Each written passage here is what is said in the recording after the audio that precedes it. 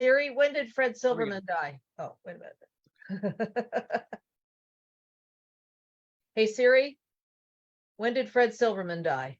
Fred Silverman died January 30th.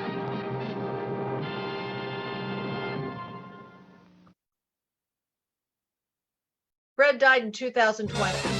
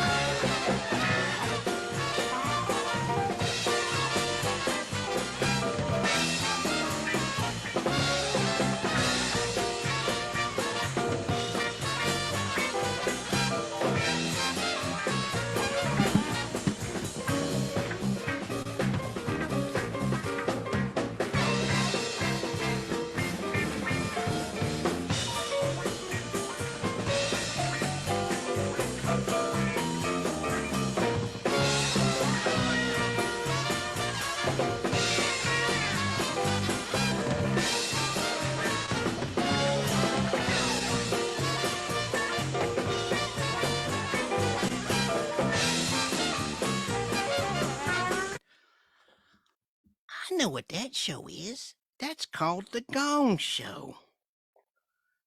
That's right. Are we going to watch the Gong Show? No, we got a special guest right here on the Nostalgic Podblast.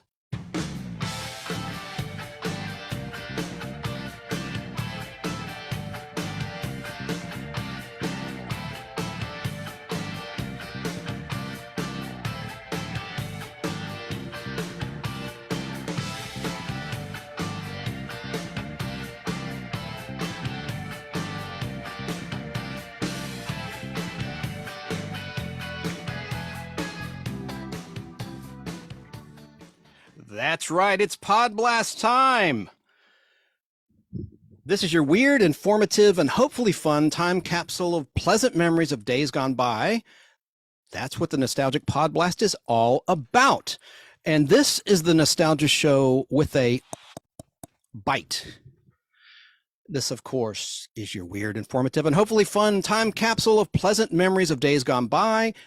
And we've got a good one for you today, as Steve Harvey would say at the beginning of Family Feud. Today, you will meet our guest live on camera. You can see her right now. And she is an Emmy Award-nominated television writer, actor, former NBC Page in Burbank, California, and an author of a brand new book titled A Peacock Tale, Secrets of an NBC Page. And today you will meet this wonderful guest. Her name is Shelley Herman, and she's worked on game shows. She worked with Johnny Carson. Oh my God, on The Tonight Show. And she has so many wonderful stories to share with you today about working on great shows like The Gong Show and so much more. Shelley is a very talented communicator and storyteller, as you'll soon discover. If you are listening to this edition of the Nostalgic Podblast on Fistful of Radio out of Atlanta, you may want to find the video feed of this program, which is very easy to do. Simply Google search The Nostalgic, with a C, not nostalgia, The Nostalgic Podblast YouTube, and you'll find this very episode titled Shelley Herman, Secrets of an NBC Page, which is the title of her new book. Now, we're about to bring her on, but what is a television studio page? And that's spelled P-A-G-E, like the page of a book. What are the duties and responsibilities of a page? You'll soon find out. And Shelley is an exciting guest because she got to know many stars that we all love very closely when the cameras were not on. And many stars have about a dozen people telling them what to say and what not to say when the cameras are rolling. And many of these beloved celebrities are no longer with us, unfortunately. And many beloved celebrities took secrets to the grave. Well, folks like Shelley, who worked on a crew or behind the scenes on television and film projects, are, in my opinion, better historians and guests than the people that they worked for in many cases for those very reasons. Now, Shelley's new book is available through Barnes & Noble booksellers and Amazon. And Shelley has made appearances at places like Barnes & Noble to sign copies of her book. And I hope she comes here to Atlanta on her book tour. Well, now she's been patiently waiting long enough in the Nostalgic Podblast virtual green room right there, as you can see on camera, anyone watching. So let's bring on our guest, Shelley Herman. Applause, applause, applause, as Gene Rayburn would say on the Match Game. How are you, Shelley? I like that reference of with Match Game and Gene Rayburn. Thank you so much. You're so welcome. I'm very honored to have you here. Welcome to the Nostalgic Podblast. My first question for you is something I alluded to in your introduction. What is a TV studio page? Is a page similar to an usher at a movie theater or a security guard, or is a page both or neither? What is a page and what duties does a page perform? Well, an NBC page is probably the most prestigious page of all of the pages. You know, the term dates back to the noble era when people used to work as servants for the noblemen. But in my case, an NBC page is someone who would usher TV shows at NBC Burbank, give tours around the building, and then be a part of a program that gives you 18 months to hobnob and mingle with people, try to make connections in the entertainment industry so that you can get a good paying job out in the real world. Ah, very cool. I'm a big fan of Late Night with David Letterman in the NBC days, which was in New York, of course. Where did you work as a page? Was it primarily in Burbank, California? Were there other places that you performed as a page? The only two places that had the page program were New York at 30 Rock, where you referenced David Letterman and Saturday Night Live and Seth Meyer and Jimmy Fallon, where they still do have the tours as well as the ushering duties.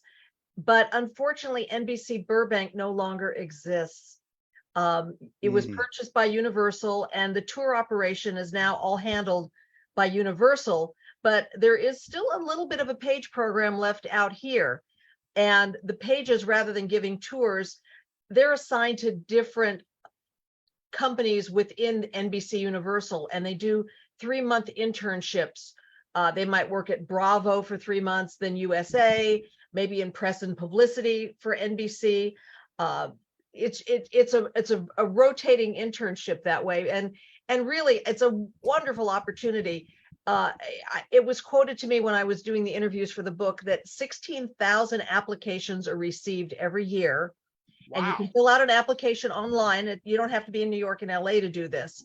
And they also ask that you send a 2-minute video in so that they make sure that you can be a perky little page for them.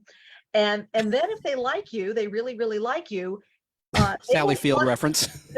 They will fly you to either LA or New York to meet you in person, all expense paid. They'll pay for the hotel, your per diem, everything to get you out here and feel comfortable, because a lot of people just don't have the means to come to New York or LA. So with that said, we've been told the chances of getting into Harvard are better than becoming an NBC page. Incredible. Wow. Because I come from the radio business on the sales side, and we would have interns, but that's a little bit obviously different than what you just described. Well, we were getting paid to do our job. Some internships don't have a salary to them, but we got paid, but we also all had, we were all roommates with each other, because it wasn't a lot of money back in the day to do that. And it wasn't a union job or anything like that, but it's such a coveted job.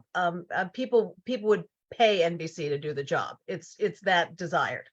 Yeah. And like I said, I learned about what a page was just from watching television. Late Night with David Letterman, as I said. Even shows like Sanford and Son, they would, of course, would use actors portraying the page in many instances, but you saw that person in the uniform. And I thought, what a cool job that would be. I think even in episodes of Love American Style, they had skits where like Karen Valentine was working as a page at the Paramount lot. And, so I had a general sense of what a page is. So thank you for people like me that don't really understand what a page does or did. Thanks for clarifying that. Well, also, I didn't know what a page was. I was lucky enough in high school to go with a group of friends to a taping of the Midnight Special, which was a late night rock and roll concert series. Oh, yeah. And we're sitting on the floor with big puffy pillows, acting like hippie kids. And I saw these people standing around in these ugly polyester uniforms who got to listen to rock and roll music all day on the job, and they were getting paid to listen to rock and roll music. And I thought, well, I could do that, because my only job had been to be as an usher at a theater in Woodland Hills, California. And that was something at least I could put on a resume to say that I'd worked. And it was funny because many years later, when I did get my job at NBC, Vincent Price was doing Hollywood Squares. And I went over to Vincent Price and I said to him, I was an usher at the Valley Music Theater in Woodland Hills, and you were playing Captain Hook and Peter Pan, and you just scared the hell out of me. And he looked at me and he said, good, I was doing my job. He's right. Hey, by the way, Vicki Walden is watching, and she chimes in and says, you are a very interesting guest. And we're just getting started, Vicki, so thanks for watching out there. Hi, Vicki, thank you. And my next question for you is, my understanding through personal experience of my own, I watched some tapings of Family Feud with Steve Harvey when it was being taped here in Atlanta. Now it's no longer, it's in California. But I noticed that oftentimes hilarious things happen in the studio which never air for the masses. What happens, Shelley Herman, during the commercial breaks of, say, The Tonight Show or a game show in your experience? And I'm sure you have many great stories about those private moments between the stars and the studio audiences and yourself. Well, I'll start with The Tonight Show, since you asked about that one first. Johnny was really good about not talking to anybody backstage before he came out to do his monologue. So everything was always very fresh, and he had a really good reaction. I mean, he didn't talk to his guests and welcome to the show or anything. He wanted everything to be spontaneous.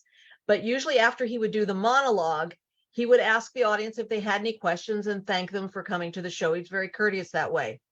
But during the commercial breaks, it was kind of like an Indy 500 pit crew would descend upon him, and he'd be seated at the desk. He'd light up a cigarette, and he would have a little fan that would be twirling underneath the desk to try to dissipate the smoke, because it wasn't really cool to see cigarette smoke on TV then. Also underneath his desk, he had a rubber chicken and an arrow that was from a sketch that he did that bombed. And he always liked to have the rubber chicken and the arrow there, like to kind of keep him humble, to remember that not everything is a gem when he's performing. So everybody descend on him. Fred DeCordova, Peter LaSalle, the hair, the makeup people, they'd be briefing him about, here's the next person coming up. We've got only so much time. Oh, by the way, Bob Hope is going to come out at the end of this segment. And they would brief him. So for the next 7 to 10 minutes, Johnny knew what was going to be happening on his show. And keep in mind, the show one time was 90 minutes long. Yeah. I was there part of the time 1979, when it was 90 minutes. sorry. Yeah, and then it went to 60 minutes. So that's how that worked. That's interesting. So he was then really as shy as it's been written about, in your estimation, in your experience. He was a little shy, huh? I wouldn't say shy. I would say he was very professional, because since October 1st, 1962, Johnny knew what he needed to keep the Tonight Show train running. He knew where his focus needed to be. He knew who to depend on. And a lot of people just thought he worked an hour a night. He would wake up early in the morning, read a couple of newspapers, call over to the office and suggest ideas for jokes that the writers could do. Like, hey, there's a funny joke about Nancy Reagan and a psychic, or air traffic controllers, or whatever politician messed up that day. And Johnny'd be writing jokes at home too, so that when he drove from his house in Malibu, which was about an hour and a half drive, or 7 hours, depending on traffic in LA, he'd get to the studio usually about the same time, about 1:50 every day. And some of our tour groups just happened to be there when Johnny arrived.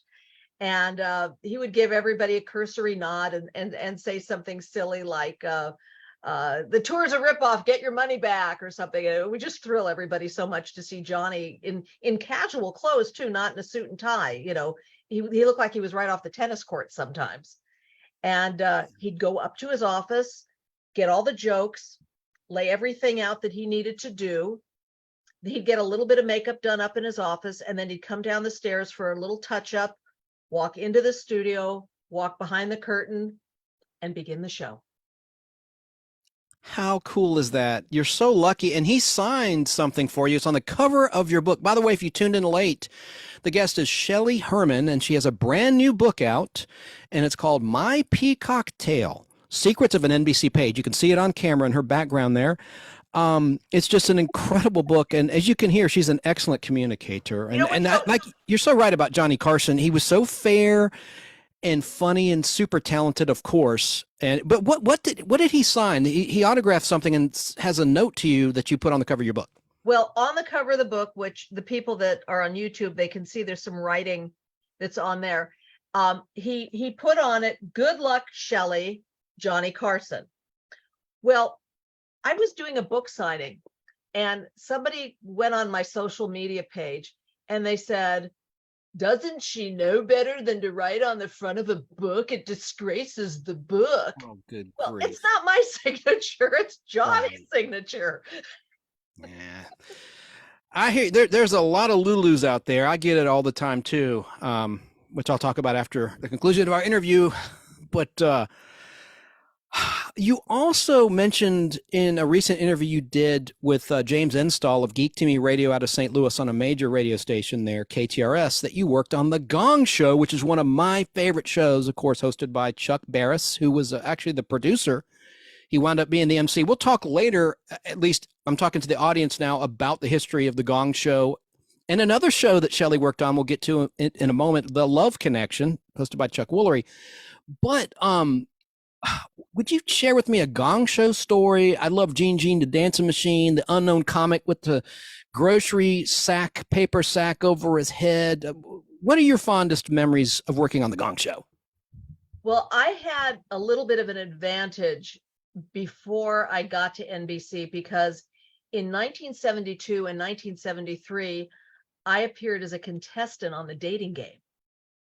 So I got to know the Chuck Barris people, and they were great.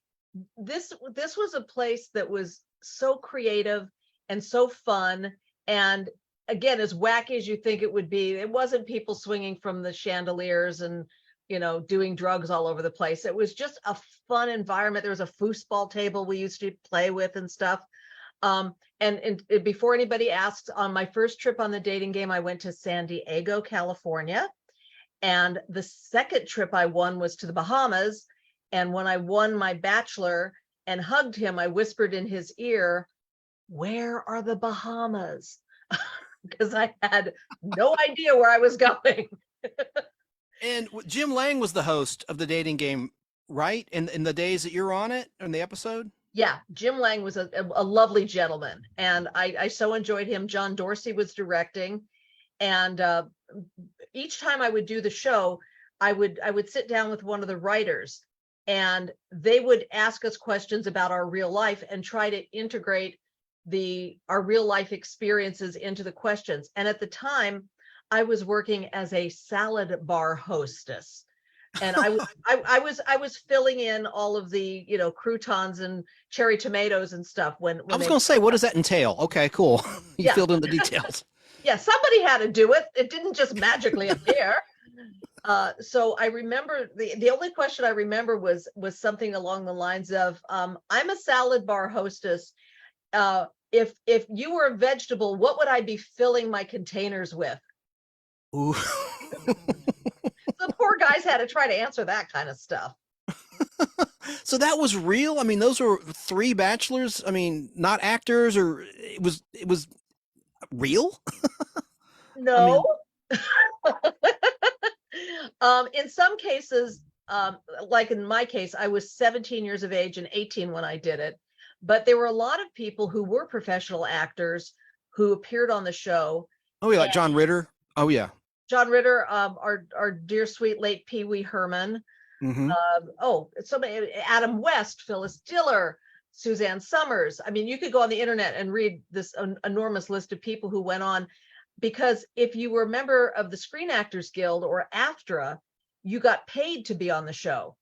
So in the case of people like Paul Rubens, he would come on as the Pee-wee character, or Andy Kaufman would come on as the foreign man character, and they would just be funny, intriguing guys. And from my standpoint, because the lights, the cameras, the audience, everything, I couldn't remember who said what answer to which question I did. So I'm sure the other women were flustered too. So even though they had this comic element of having some of these people on, they might have gotten chosen. Oh, and here's another little secret about the dating game. If the guy that I picked didn't want to go on the trip with me, or he had another engagement or something, I could bring along any other person of the opposite sex with me to go on the trip. So if I had a boyfriend, I could have taken a boyfriend with me on the trip. That's pretty cool. And that's in the contract you signed? It's in the fine print, or was it just a verbal? No, it's in the fine print. And if you were a woman under the age of 21, the chaperone had to be female, because we shared a room with each other. Oh yeah. And the lady that I shared a room with in the Bahamas, she was a drunk old grandma, and she snored a lot. And I tried to sleep on the balcony, but it was lightning and thunder. So I wound up stripping my bed and putting it in the closet and closing the closet door so I could get a decent night's sleep. What a story. I didn't realize you were on the dating game as a contestant. That is so cool. Oh man, this is the stuff I get excited about. I'm a TV huge fan. I'm a classic TV junkie. And this is so interesting. Oh man. And you've also worked on many beloved and interesting game shows in various capacities, which we'll discuss today. But a very successful television program that you wrote for was Love Connection, which was the forerunner to The Bachelor and The Bachelorette. By the way, my game show people, my wonderful fellow game show loving people, did you know that former Bob Eubanks Card Sharks card handler Lacey Pemberton is the longtime casting director for both The Bachelor and The Bachelorette on ABC TV? Anyway, Love Connection, starring Chuck Woolery, just some quick historical information, began way back on Monday, September 20th, 1983. For younger people listening or watching, what would happen is a studio audience would select who they thought that the in-studio single person went out on a date with based on 3 brief on-camera video interviews that they watch. And they would have in front of them 3 buttons, 1, 2, or 3, and they would vote. And most times the date went awry. It did not go well. And those are the best episodes, in my opinion, when people fought. So, and the voting up, it was a good cliffhanger too. They didn't do that at the end of every episode, but they'd say, Chuck Woolery would say, tune in tomorrow and find out who Stacy chose to date. And I love the catchphrase 2 and 2, meaning we'll be back from this commercial break in 2 minutes, 2 seconds. That was great. But did you write that 2 and 2? No, I think Chuckles came up with that on his own. That's cool. And by the way, that show lasted longer than I realized. It ended on Friday, July 1st, 1994, after taping 2,120 episodes of Love Connection. So now, Shelley, here's my question for you, ma'am. So you're going to give me a reality check right now by sharing with the audience. That's what I call the Nostalgic Podblast audience. The audience is listening. Were the dates on Love Connection scripted, or when they came back and talked about the date, was that improvised? Was that BS? Was that real? What did you write for Love Connection? Well, you're giving me a flood of memories right now, because it's one of those jobs I've kind of suppressed. Let me just start off with the conceit of Love Connection. Was video dating had just become popular, and rather than now there's all these apps that people use to to hook up with each other, but video swipe left, swipe right, yeah. Yeah, so video dating was really hot. And trivia, Bryan Cranston used to have a job videotaping people at Great Expectations. So it was no way. It was a good job for actors to have to tape people. So what would happen is the woman, let's just say in this, the woman would be shown a bunch of videotapes, and she would select 3 people who she possibly wanted to date. So they would go out on a date. There was a little per diem that they got so they could have a nice dinner, go to a movie, whatever, roller skating, whatever they were going to do. But it was my job after the date to call the man and the woman separately and find out how the date went down. And in most of the instances, the women liked the guy. They thought there was a chance at a second date. They were, maybe they went all the way on the date because they liked the guy. And then the guys were usually, yeah, she was okay. Yeah, I did her. Yeah, and it was like really like heartbreaking to me because I knew these girls had a certain smittenness with these people. So it was up to me to come up with questions that Chuck would ask of the date to try to get the meat of the date out of them. And then one of the guys once had said, because we always had to say, like, did you make whoopee during your date? And this one guy said, I had a football game the next day and coach said if I had sex, it would make my knees weak. So I remembered him. It was not a pleasant work environment. I did not have a good time. I felt really bad for the women.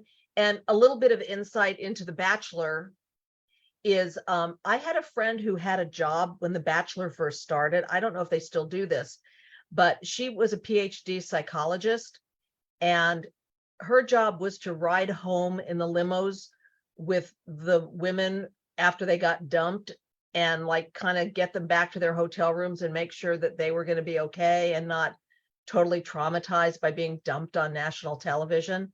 So I thought that was kind of nice of ABC to do that for people, to try to talk them down off of all that stress. Absolutely. They didn't have to do that. That's cool. Well, oh man. You also acted in television shows like Sybil with Sybil Shepherd doing voice work, and in 2019 in the NBC sitcom titled Sunnyside, portraying the character named Dolly. What was it like to perform in front of a live studio audience in front of the camera after you dealt with an audience behind the camera as a page? What was more fun for you? Well, I'll reckon back to a time, the very first time I had a live studio audience to perform in front of was a Steve Harvey show that he did. He had a sitcom, and Steve was really, really generous with me because I was an off-camera voice where I would just say, flight 403 leaving in 10 minutes, or something like that. But Steve insisted that I come out and take a bow with everybody else. And I think Springer was on one of those episodes that I was on, but I did a couple for Steve Harvey, and they still pay good residuals, and actors deserve to get residuals. There, absolutely. I said it out loud. Yeah, so, nothing wrong with that. You can say whatever you want. But they're striking to keep their livelihood going right now. I hope by the time this airs in a couple months, the strike will be over. But Steve Harvey was really generous with that. And I got a very nice, warm feeling about it. Now, consequently, when I did the Sybil show, I did a voiceover, and all the bleachers were empty because it was just to do what they call a wild track, just one line or two or something. And and that was difficult because all it was like a bunch of guys, the guy with the boom mic standing there, and a couple guys, standing around smoking cigarettes and sitting in chairs reading magazines, and I'm supposed to scratching their balls or whatever. Yeah, exactly. I wasn't scratching them; they were scratching them themselves. Right, you're a good girl. So that was actually a little more difficult because I really felt like, oh, it's my turn now. All eyes are on me for this. So that was a fun experience, and but the voiceover was for an episode where Sybil used to say that if she'd gotten the job in the movie King Kong, she could have had Jessica Lange's career. So I was doing a Jessica Lange impression that Sybil was watching on the TV screen. Wow. And of course, that was her first movie, the remake of King Kong. And there even was a special credit introducing Jessica Lange as Dwan. I remember as a child seeing that. I used to love that credit. They brought it back with Kevin Bacon in the Guardians of the Galaxy Holiday Special on Disney Plus. I thought that was cute. It said introducing Kevin Bacon. I don't know. I just love throwback things like that. How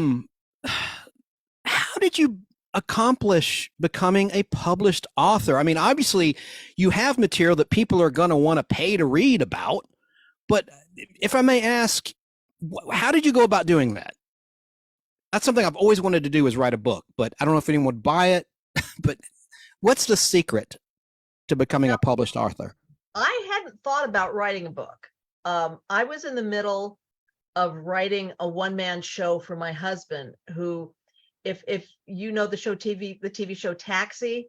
Of course, yes, classic. He was on the first season. He played a character named John Burns, kind of the naive Midwestern guy, but his name is Randall Carver. And Randy was supposed to go to his high school reunion in a small town named Canadian, Texas, just outside of Amarillo. And COVID hit. Oh. So I was already kind of in my writer brain, and I kind of shifted gears after I started connecting with a bunch of my former Page friends on Zoom. And the core group of people that I still love and cherish, that are like my best friends to this day, we still see each other for birthdays, anniversaries, our parents dying, our weddings. We've shared 40 years of life events together, so that when Zoom happened, it just kind of opened it up more so that I could reconnect with my former NBC Page friends. And we started hearing more stories. And it's like one girl had this wonderfully pristine story about Freddie Prinze, and then another girl had kind of a darker story about Freddie that's detailed in the book, and she was with him the night he died. So to get these two women even together to talk in real life, so because they both still ask why, because they knew Freddie so well, why he would do this. And he committed suicide, for those that don't know, sadly. And hopefully the book helps answer some of those questions about some of that. And kind of surprising things would happen with his family afterward too. But when we got more and more stories, I just started writing them down, because I thought, well, we might all die from COVID. There should be some kind of history of what our friends accomplished. Yeah, time capsule, absolutely. Yes. Yeah, and then I joined a writers group, and again on Zoom, and would read stories to them, and they went like, hey girlie, you got something here. So that's how I pursued it. Very cool. And you just connected with a publisher and pitched the publisher, I assume, in a meeting? I was very lucky, because I have a group of friends who've worked with Bear Manor Media, and my friend Adam Needif has published several books about game shows.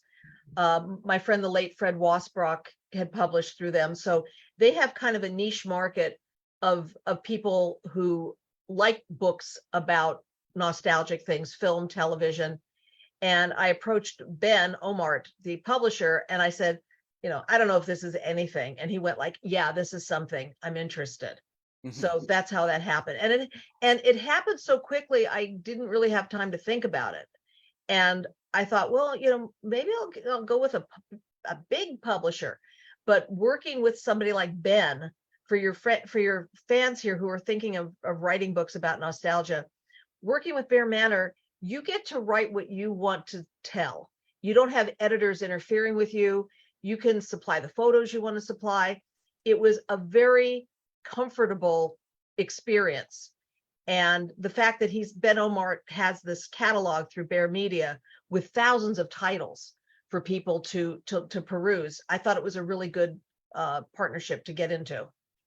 Excellent. I had a couple other authors on recently who wrote a book about Bob Crane, Carol M. Ford, and Linda Groundwater, who's in Australia. Carol M. Ford's in New Jersey. And I wanted to ask you, this is a little off topic, but do you remember when Bob Crane was killed and how that all went down? You must have been very young, of course. See, this is the deal. when you work at NBC, you sometimes hear the news before everybody else does. And I specifically remember I was in the Page Lounge, and one of my, I was still in college, which now as a page at NBC, you need to have your bachelor's degree or higher to get into the program. But I was still going to college, and I was doing an internship for Ralph Andrews Productions, working on the game show The Liars Club. And Larry Hovis worked for Ralph, and Who was in Hogan's Heroes? Yes. yeah, played Sergeant Carter on Hogan's Heroes. And I had just been on the phone with him like maybe 5 minutes before that, saying I should be over there in about a half hour. I'm getting off work. And somebody called me to say that Bob had been murdered. And I called Larry back immediately. And I'm the one who told him. Oh, wow. Yeah. What And a story. and I said, you know, and he picked up the phone and he was like, yo, what is it now? And I was like, I've got some really shocking bad news, and I need you to know that before I tell you. So I at least prepared him for it. And then I didn't go to work that day over there. They just closed down for the day. Wow. Now you mentioned, let's get back to some lighthearted talk. Liars Club, was that a takeoff on Tattletales hosted by Bert Convy, which was a hit show on CBS Daytime at that point in time, or was it a completely different concept? I've not researched that yet. I'm not familiar with that show. Completely different concept. And if you go on YouTube, you can watch some clips of it. The original host of the show when it premiered in the 60s was Rod Serling. Are you kidding me? Wow. Yeah. Twilight Zone man did a game show. By the time I got there, there had been a man named Bill Armstrong who had hosted. But when I got there, Alan Ludden, who is best known for Password and being Betty White's husband, he was hosting. And the premise of the show was 2 contestants would have to try to guess which of the 4 celebrities were telling the truth about a particular item. Wow. And this is where we had fun working on the show, because we would go to like medical supply stores or antique stores. Sometimes people would send in items to the show, and we would have these bull sessions in Larry's office, and he would hold up something and go, okay, what do you guys think this is? So we kind of would improvise and come up with what we truly thought the item was. And that would help Larry write each of the segments so that Betty White would say this, or you know, Pat McCormick would say that. And what was really cool is when we would brief the celebrities about each of the items, we would always say to them, you know, Betty, it may not really look like a Tibetan prayer wheel, but that's what it is. So you've really got to sell it. And of course, it wouldn't be a Tibetan prayer wheel, but Betty was trying to convince people it was. So that's how we got around that. And it was a show that David Letterman was on, Burt Reynolds, Charlton Heston. I mean, there were a lot of people who just liked the show, even though it wasn't a big time, you know, game show like Price is Right or something like that. And in the book, there's a picture of me sitting in the audience with an older woman, Tess White, Betty White's mother. And it's so sweet because before Betty would come to do Liars Club, which she did frequently, she would take her mom with her, and they'd go to the Elizabeth Arden Salon in Beverly Hills. They'd get their hair done the same way. They'd get their nails filed and painted the same way. And it was like the daughter bringing the mother to work, and the son-in-law was there too. I mean, how often does that happen? I remember seeing a Match Game rerun with Betty White's mom in the audience, and they showed her on camera. She seemed like such a sweet lady, just from a viewer's perspective. But and she lived into her early 90s. Tess, yeah. I was so sad about Betty. She almost made it to 100. And of course, Bob Barker, Lord willing, he'll make it to 100. And it's amazing they didn't get along. I read in real life, which is strange because they both had such an affinity for helping animals. I don't know the story behind that. I know the story. Oh, I want to hear. Please dish. The big story is both of them are animal lovers and very well respected for what they do and did. But when it came to a particular elephant at the LA Zoo, Bob wanted it to be freed to go to a sanctuary someplace. And Betty said, this is all this elephant has known. And if you put it in an environment with strange elephants and cart it halfway across the country, it would be too traumatic for the elephant. I don't know which of these people were correct with it, but that was a huge thing they butted heads on as far as their animal rights stuff goes. And to do a little sidebar with Betty before we get off of that, when Betty passed away, I saw a post on Facebook, and it was a picture of Betty and her assistant, Kristen. And on the coffee table was a book that my friend Adam Needif had written. And he tried to get Betty White to give him quotes for the book, but she didn't really give interviews, and she was kind of in failing health at that point and wasn't open to that sort of thing. So my friend Adam's book was on the coffee table, heavily dog-eared with little Post-it notes in the pages. So Adam knew Betty enjoyed it. They showed her pictures. The book was called Alan, the wife and the life and wife of Alan Ludden. It was the title.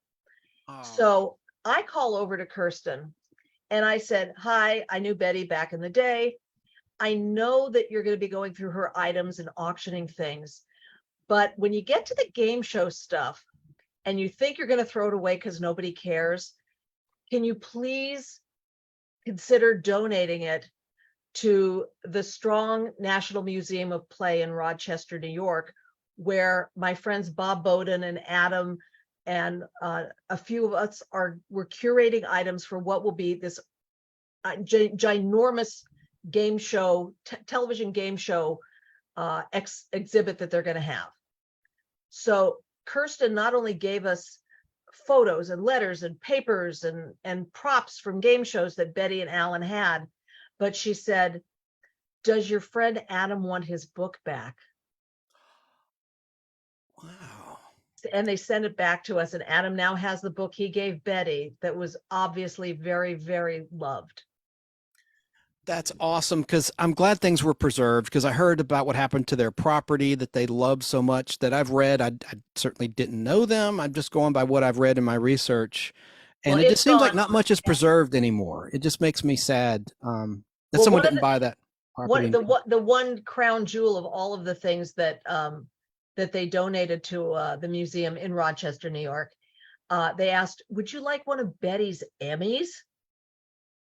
So if somebody goes to the Strong Museum of Play right now, in the lobby, there's Betty's Emmy from when she hosted a game show called Just Men. And there's a little sign saying under construction, soon to be the National Game Show Archive. And it's there. Very cool. I'm always learning from my guests. And when I researched for this program, I didn't even know about that Emmy Award win or that show. And yeah, I did hear of Liars Club, and Vicky chimed in. I love Liars Club. So I'll check the comments. By the way, now's the time to call. If you have a question for our guest, Shelley Herman, call 770-438-1050, or just leave a comment in the comment area and I'll ask her aloud and I'll read it on the air. She's just a great guest, and check out her book. Her book is very affordable considering what you get out of it. A lot of information, a lot of dirt, and a lot of good stuff too, like the story you just heard about Betty White. It's a very entertaining book, and it's called My Peacock Tale, Secrets of an NBC Page. And I would encourage you to look on Amazon for that book and buy it for a friend, buy it for yourself. It's a great read. Be careful if you're buying it for a friend, because there are some naughty parts to the book. Well, hey, and you don't have to hold back. Earlier, I didn't really complete my thought when I said, oh, please do tell. You can say whatever you want here. We're not mandated by the FCC. So, I'm just saying, did you ever meet Sybil Shepherd or no? Because you did that voice work in front of the crew. I assume you didn't meet her. Or maybe you did another time. No, I never did meet Sybil.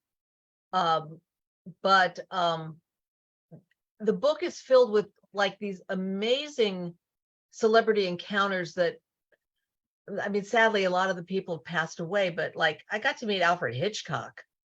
Wow. I mean, like really cool people. We want to save it for the book, but is there anything you can tell us about that experience of meeting Alfred Hitchcock? What were the circumstances? Backstage Emmy Awards, 1977. There's a whole chapter about all of these people and encounters I had. John Travolta, Sid Caesar and Imogene Coca, Suzanne Plachette. It was really like little Shelley was Alice in Wonderland, and I was instead of a looking glass, it was a cathode tube that I was behind. It was an amazing night. You know, you mentioned John Travolta, and it still makes me sad, all the tragedy he's had in his life. But back in the 70s, 77, Diana Hyland reportedly dying in his arms of cancer, who at the time, she was the mama in Eight is Enough. And he was, of course, the star of Welcome Back, Kotter. And he was just starting his big movie career when he signed that contract with Paramount to do Saturday Night Fever and Grease, Urban Cowboy. Do you have any information about how John Travolta was back in the day when he was a teenage heartthrob? Well, the reason that I met John was that he was accepting an Emmy Award when he worked with his sweetheart, Diana Hyland, on The Boy in the Plastic Bubble. And she won the Emmy, and he accepted it because she had passed away from breast cancer at a very, very young age. My encounter with John Travolta was sad and magical and something I'll always cherish. And then years later, my husband Randy was working on Taxi, and Mary Lou Henner was dating John, and he hung around John a lot, and he was really nice, really cool. And then like flash forward like 20 years later, Randy's working on a movie that John was doing, and John came over to Randy to go, like, basically one of those, hi, remember me, my name is John. You know, we met when you were doing Taxi. I mean, that's how nice a guy he is. Would you repeat your husband's professional name so people could look up the Taxi episodes that he acted in? His name is Randall Carver. He was on the first season of Taxi playing the character of John Burns. Excellent. Thank you. I'm going to go back and watch that. I love Mary Lou Henner with her photographic memory I've read about and heard her talk about in interviews with David Letterman and the like. It's so fascinating, people that have that ability. They can memorize scripts, memorize anything, and remember what they ate. Say, someone will throw out a date, December 5th, 1979. Oh, yeah, I had lasagna that day. I'm like, what? I mean, is this real? That's incredible. The human mind, we only tap into a certain percentage of our mind's capacity. And clearly she's in tune with that to a higher degree.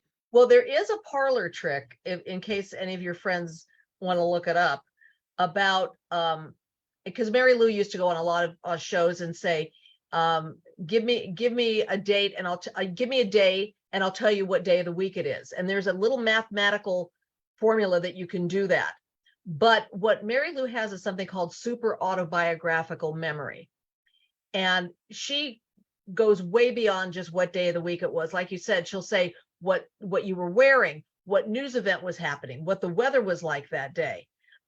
It's real. She knows her stuff. What a great actress too. I loved her in Evening Shade with playing Burt Reynolds' wife. I mean, just not just everything she's done has been great, and I'm glad she's still with us. She was on Celebrity Family playing for charity in Steve Harvey's Celebrity Family Feud not too long ago, and she looks great. Oh, she's phenomenal, and she is. That sounds sexist. I hate it when people do that. I'm sorry to interrupt. When they refer to a woman who is of a certain age, oh, she still looks great. So I didn't mean to do that, but she does. She looks great. I'll shut up now. No, I don't think she would take it as an insult. No, she is somebody who is always on the move, always working. She was really good. There was a Steve Martin movie she was in too, LA Story. And I think it was that movie Perfect she was in with Jamie Lee Curtis. Where, and John Travolta. Mm-hmm. Yeah, with her old boyfriend, because by then they weren't sweethearts, but they were still working together. Wow, I didn't know that. I forgot she was in that movie Perfect. Yeah, no, she's somebody to really be admired, and I'm not saying this just because she's a woman, I mean, but she's a professional working actor in the industry, is most people have like a 5-year shelf life. They do their show, people love them, and then they really don't know how to parlay it into something else to keep their careers going. And I had worked for a very famous manager at one time, Jay Bernstein, who had Farrah Fawcett and Linda Evans and Suzanne and all the great looking blonde women. And he set their careers up in such a way that there's no way they could fail for 5 years. He had them working. And if they didn't have real talent or something to really hang their hat on, they would kind of disappear. Now, Farrah and Suzanne and Linda Evans certainly did, but Mary Lou found the right formula for herself, and she continued to expand her talents and her career, and she kept herself interesting. And anybody that's ever in her company is going to like being with her. She's a really, really terrific woman. That's good to hear. Yeah. I was kind of irritated though watching that Celebrity Family Feud because there was no mention of Mary Lou Henner. She was just on a team. No mention when she came to the podium to play the face-off. No mention of Taxi or anything. Nothing on screen. No superimposed. I don't know. I just, as a fan, I thought, wow, they don't even really mention who she is in that. But whatever. Oh, I'm sure she made herself known. when the camera wasn't rolling. Speaking of on camera, I think if they didn't tell the audience who she was, people would want to know who she was. Absolutely. Steve Harvey, I mentioned earlier that I attended some tapings of Family Feud, and he knew me by name for what it's worth because I overdid it. I was hyperactive in my seat, clapping, and the stage manager says, I've been a stage manager of game shows for many years, and you have the best energy of anyone I ever saw. And Steve Harvey pointed me when he'd see me in the audience. He goes, see that guy right there? That's Chance. Watch him bounce up and down. His whole ass is coming off the seat. Anyway, he made a joke out of it and whatever. But I saw so much, though. I maybe went to maybe 30 tapings, but it was so fun to see what goes on during the commercial breaks. Well, and I worked on the Richard Dawson version of Family Feud that they shot over at ABC. And I had a job because it was a syndicated show. So even though they were taping it at ABC, it was picked up by the NBC affiliates. So I was there as like a little junior nobody person. But we were there making sure that there was no cheating going on the show, that if there was profanity that was used, that we would mark it so that the censors would know how to take it out.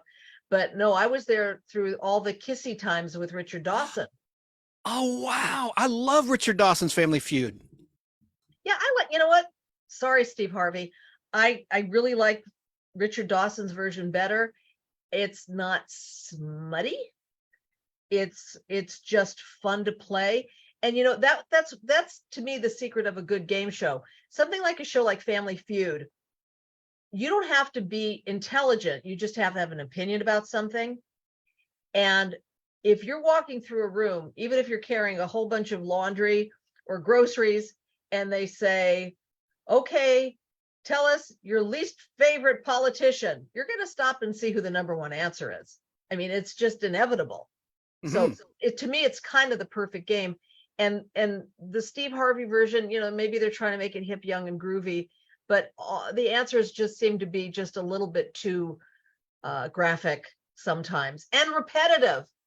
And there's only so fake. Many times, there's only so many times you can say body parts, I know. And Richard Dawson, I thought, got a bad rap by today's audiences and today's standards for all the kissing because people forget he's European. They're not as hung up about affection in Europe. Like even on television, the Benny Hill show, there would be topless women. Whereas in America, you can't do that on FCC mandated television. But violence, on the other hand, we show so much violence and killing on network television before streaming.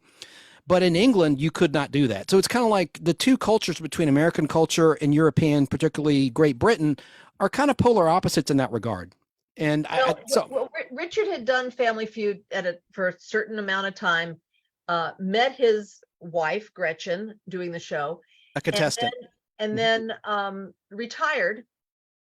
And he was asked to come back to a revival of Family Feud after several other people had a chance at hosting it. And by then, Richard was the dad of a 10-year-old daughter. I think she was one, actually. Well, She was a toddler. But Nicole, yeah. Shannon. Yeah, Shannon Nicole. And she had said to Daddy, please don't kiss any of the girls. That's right. And that's what stopped Richard from doing that, even though women came on the show specifically to be kissed by Richard. He couldn't do it anymore. I remember him saying that in the monologue in the very first show. You're right. It was an hour-long show. And unfortunately, the reason it didn't succeed was because of the O.J. Simpson trial. Everyone was watching that. And it only lasted 1 year, the revival of Richard Dawson's Family Feud. That was a shame.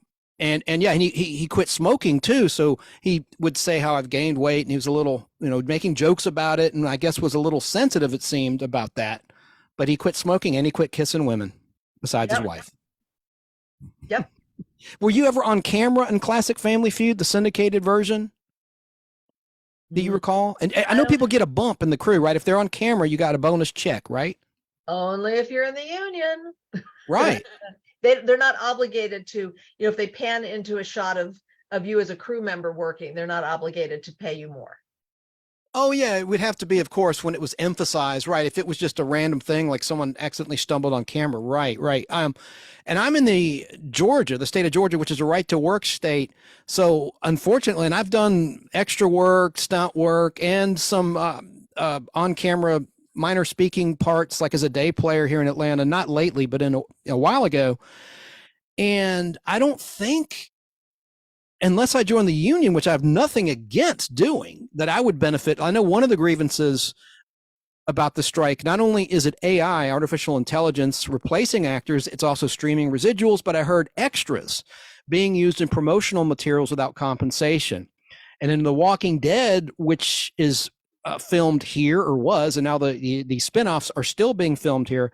When that first launched, I worked on the first couple seasons of that. There was a big promotional period where their magazine covers, like Entertainment Weekly, showing some of the zombies, and those are just extras, and they didn't get a dime for that.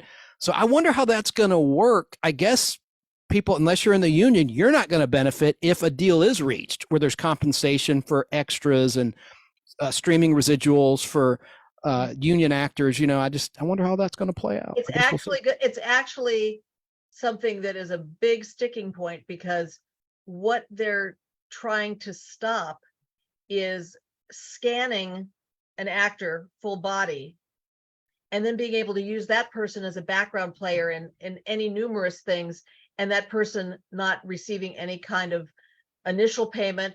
And people that do background and extra work, if you're not talking, they're usually just getting a day rate, and there's no one and done, right? One and done pay. But and you get like a sandwich, and that's it. And so maybe some cheese balls in the corner. Yeah. The only difference is if you're doing a commercial, and even if you don't have any dialogue in the commercial, if you being in the commercial is what they would call a principal player.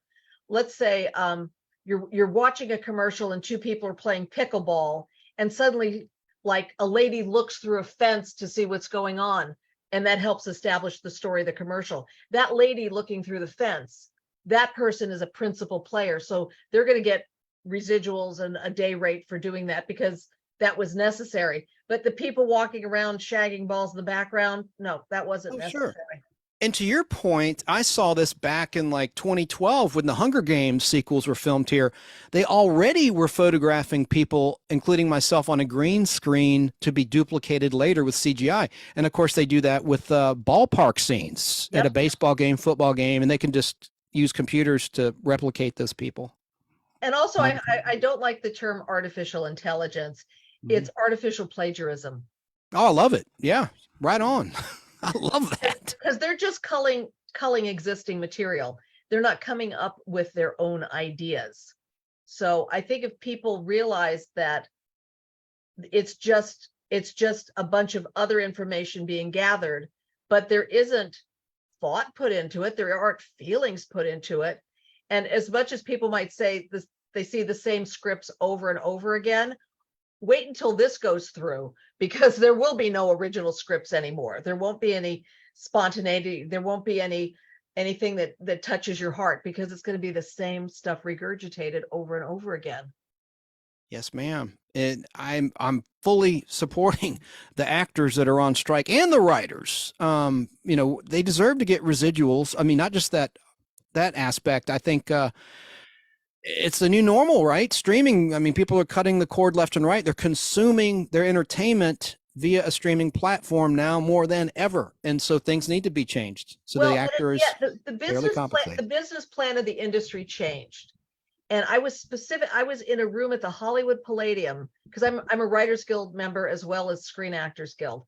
And I remember all of these people getting up to talk and say, there's this new thing called HBO and Showtime, and they're going to give writers and actors lots of opportunities because there'll be more outlets for people to work. But they cut the minimums and they cut the residual schedules. And it was kind of like the genie was out of the bottle then. So and this is what people not even in showbiz have to understand. With artificial intelligence, they're coming for your jobs too. Yes, genie out of the bottle. No, that's right, master. And people who are law clerks who spend a lot of time researching things. If artificial intelligence could just say, tell me about Roe versus Wade, why do they need law clerks? I mean, it's gonna ripple down to everybody. Wow. I wish I were in the writers union. I have so many ideas. This interview isn't about me. It's not. It's about you and your book and your stories. But I want to say, I mean, like, I'll just tell you, because I trust you now. Someone out there may take this idea, but I thought of a great concept for a horror movie. Don't laugh. It's the world's first golfing horror movie set around a golfer who gets ripped off in a rigged bet. And so he wants to get his money back, and he's doing all these things.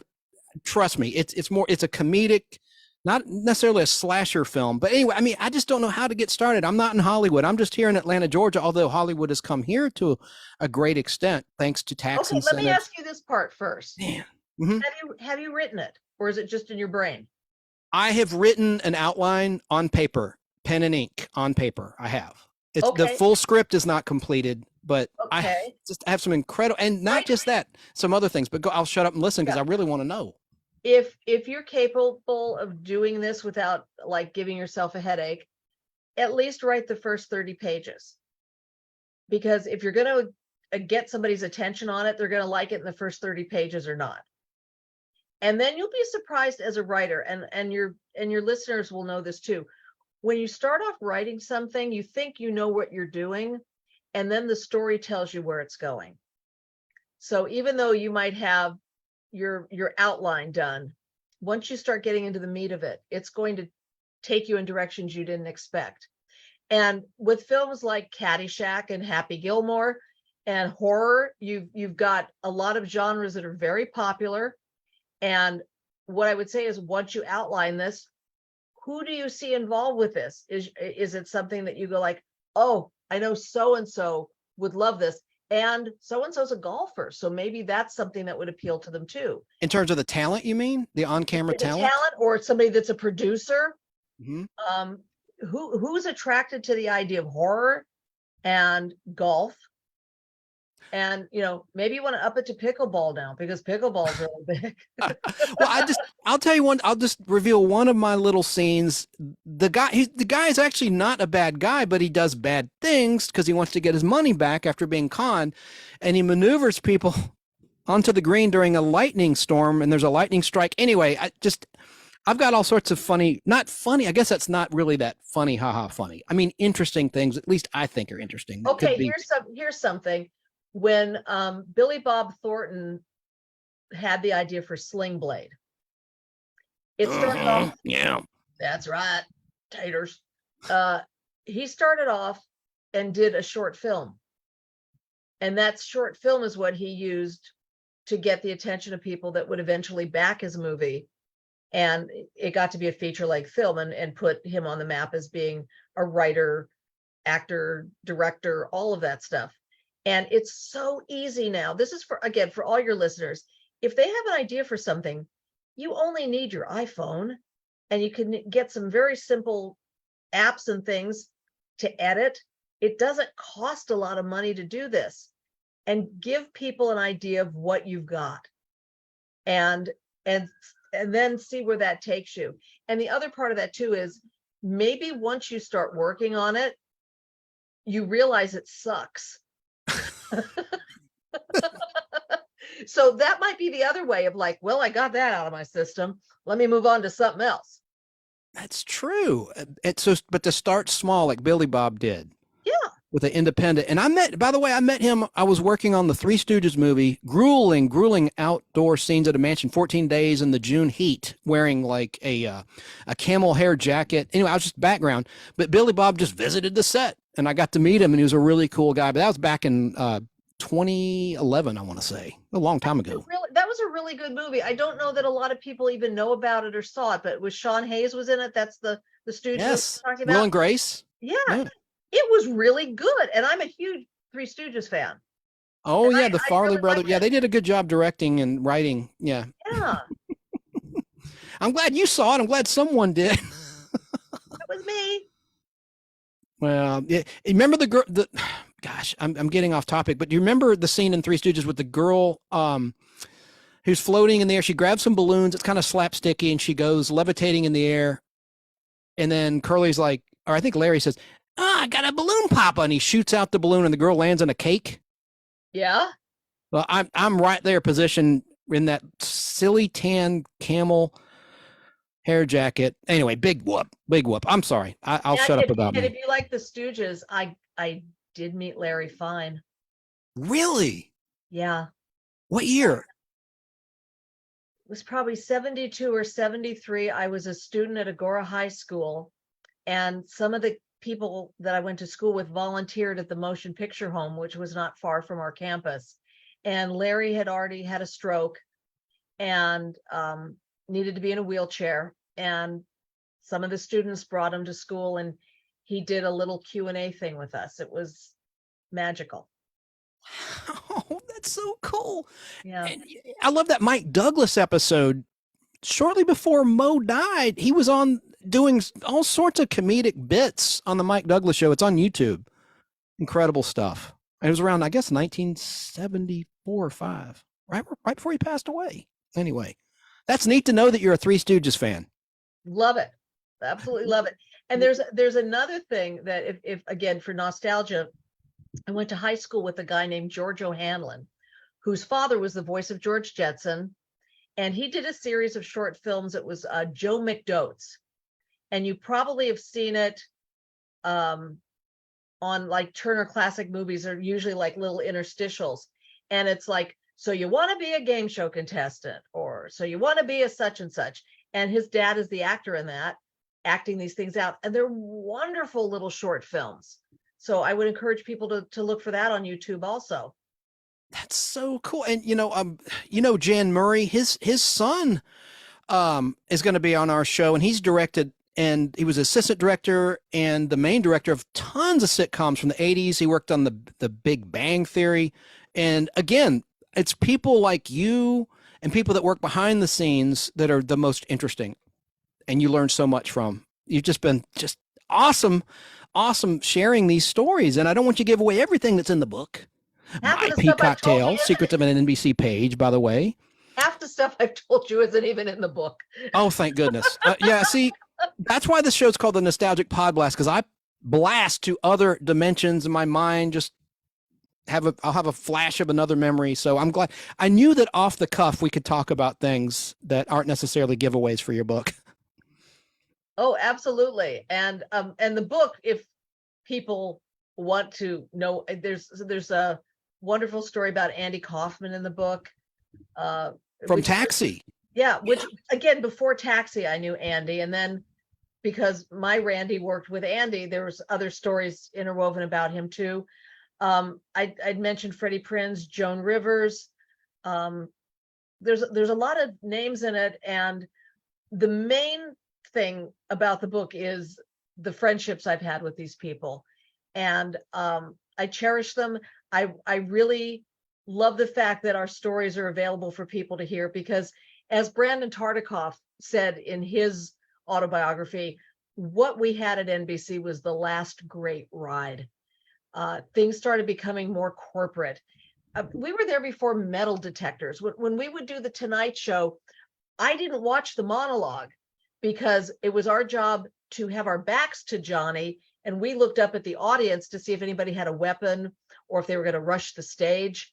Good And Lord, that's spooky. yeah, it was a much simpler time. So you were like a security guard. Like I said in the beginning, is a Page a security guard or like a movie usher or both? I guess you were like a security guard.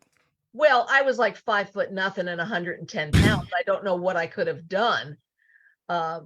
We just tried to look like we were a presence, I guess, and that was a deterrent. But there's things like Bill Cosby stuff before Bill Cosby stuff was known. We all experienced that. Hollywood Squares, a lot of game shows, that's what I love. Did you work on Hollywood Squares? I only as a page. That's okay. That's no only. I mean, you probably have a great deal of information about Paul Lynde, the late great, who's been gone since 1982, but we loved him. Well, I adored Rosemary. I'll say that because she was Sally Rogers. She was a girl writer on television. Hello, where did little girls get to see that kind of a role model? Mm-hmm. So I always Van Dyke Show, yeah. I always admired her spunk and the fact that she was funny, and that she seemed like, if the boys couldn't get it done, she could get it done. So I always admired her. In fact, on my bookshelf, behind that white hat that I have her autobiography, and I got to know Rosemary, and I actually have a porcelain rose from Rosemary. So cool. She did a nice interview in 1994 on a show called Mike and Maddie, which was the forerunner to The View on ABC. It was in that time slot. And she was saying, I'm not happy with the way network television is now. It's all dirty. It's not funny. And she just was really passionate about that, about how writing has degenerated. This is back in 1994. Can you imagine now how she'd feel? I'm going to give your listeners a homework assignment. Go on Netflix, Amazon Prime. There's a movie about Rosemary called Wait for Your Laugh. And Peter Marshall narrates the movie. Peter and Rosemary knew each other back, when Rosemary was 2 when she started. Peter Marshall was 15 when he was a page at NBC. That's how far back both of them go with their careers. And they did a lot of plays and touring together. Rosemary opened the Flamingo Hotel in Las Vegas because her boss Bugsy Siegel hired her. That's how far she goes back. And this movie tells it all, and it's with love. And if you love the Dick Van Dyke Show, you should see this. Wait for Your Laugh, which comes from a line that she would say, like, if a waiter dropped a bunch of plates at a restaurant and it was like, she would say, wait for your laugh. She always had a way of making something funny when it always wasn't funny. So that's everyone's homework assignment tonight. All right. And she was such a great character actor, so talented. She had that trademark little ribbon in her hair, looked like a little bow tie. A little black bow that was in memory of her late husband. Oh, we have a comment coming in. I know the answer to this, but I won't speak for you. Someone's asking, were the girls on The Price is Right close and get along well? Well, that's CBS, not NBC. But I can tell you that that was one of the toughest jobs to have. I talked about this. I was on a series of shows called the Game Show it's on Hulu right now. But the women who did that show only got minimum wage. They didn't get scale? Yeah, they got scale. And Barker got a lot of money. It's Barker's show back in the day, and he had a certain standard of how the women should look, and it was up to them to get their hair dyed on their own dime, get their nails done, keep their weight down. Don't get pregnant. It was something that was their responsibility, and they didn't get extra money for doing this. So, and I'm not saying like if you work as a secretary someplace that your boss should pay for you to get your hair dyed, but when you're on television, it costs a lot of money to look like it doesn't cost a lot of money. Hello, executives get expense accounts. What's going on here? Yeah, so they were close. I knew Diane Parkinson, the woman who accused him of sexual impropriety. Reportedly, they were in a consensual relationship, but it's a he said, she said situation. It's a man who's more powerful working, and she was in a position of being bullied and ridiculed at her job. And even though they were consensual adults, Yeah. It was a difference of power. Mhm. And that was a lot of the problem. I totally see that. And then Holly, of course, was allegedly let go because she gained weight, the redhead. And Yeah.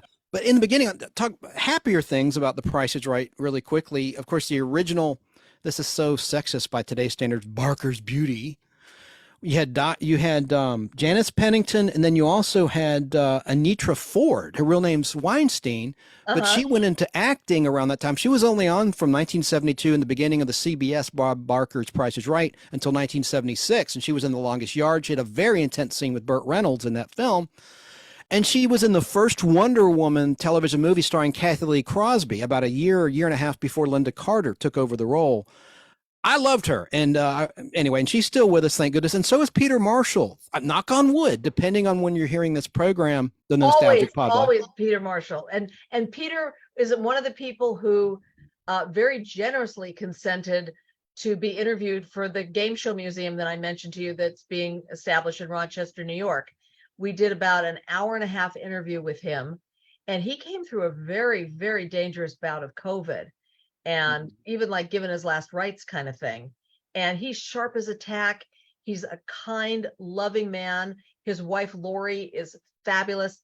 They take in rescue animals. They help get them adopted. Peter just was interviewed. There's a big game show event that's happening here in Los Angeles soon. And while Peter can't attend it, he just was interviewed for it. And I adore him. What a gentleman.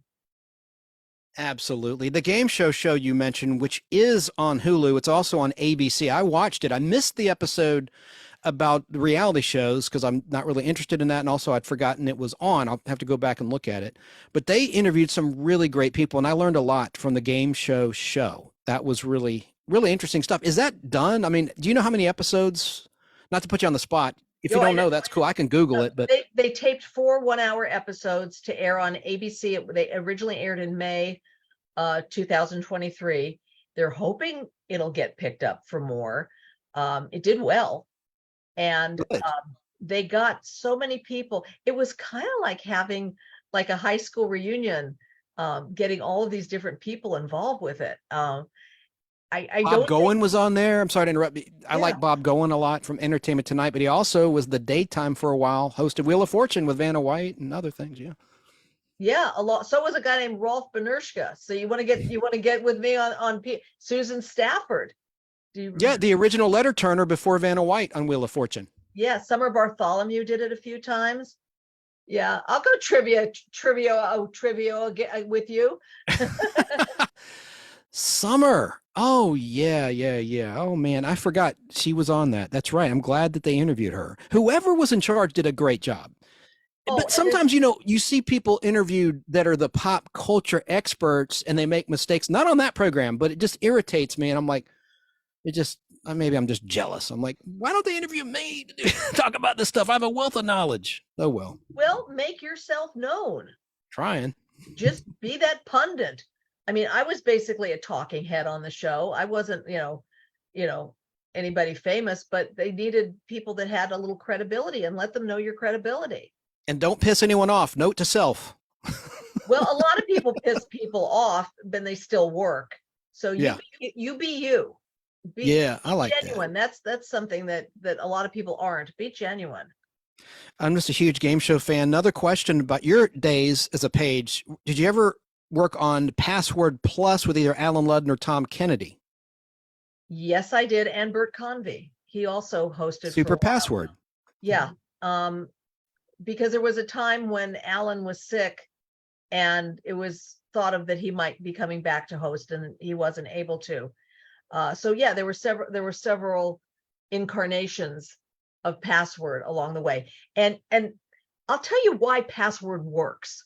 First of all, the guy who invented the game Password was not Mark Goodson, even though it was a Goodson-Todman production. It's the same guy who came up with The Price is Right, a guy named Bob Stewart. And Bob Stewart eventually went off on his own, and he did, $100,000 Pyramid. He had his own success after that. But Bob's games were always things that the celebrity panelists were usually brought in like a week ahead of time, and they were trained on how to play the game.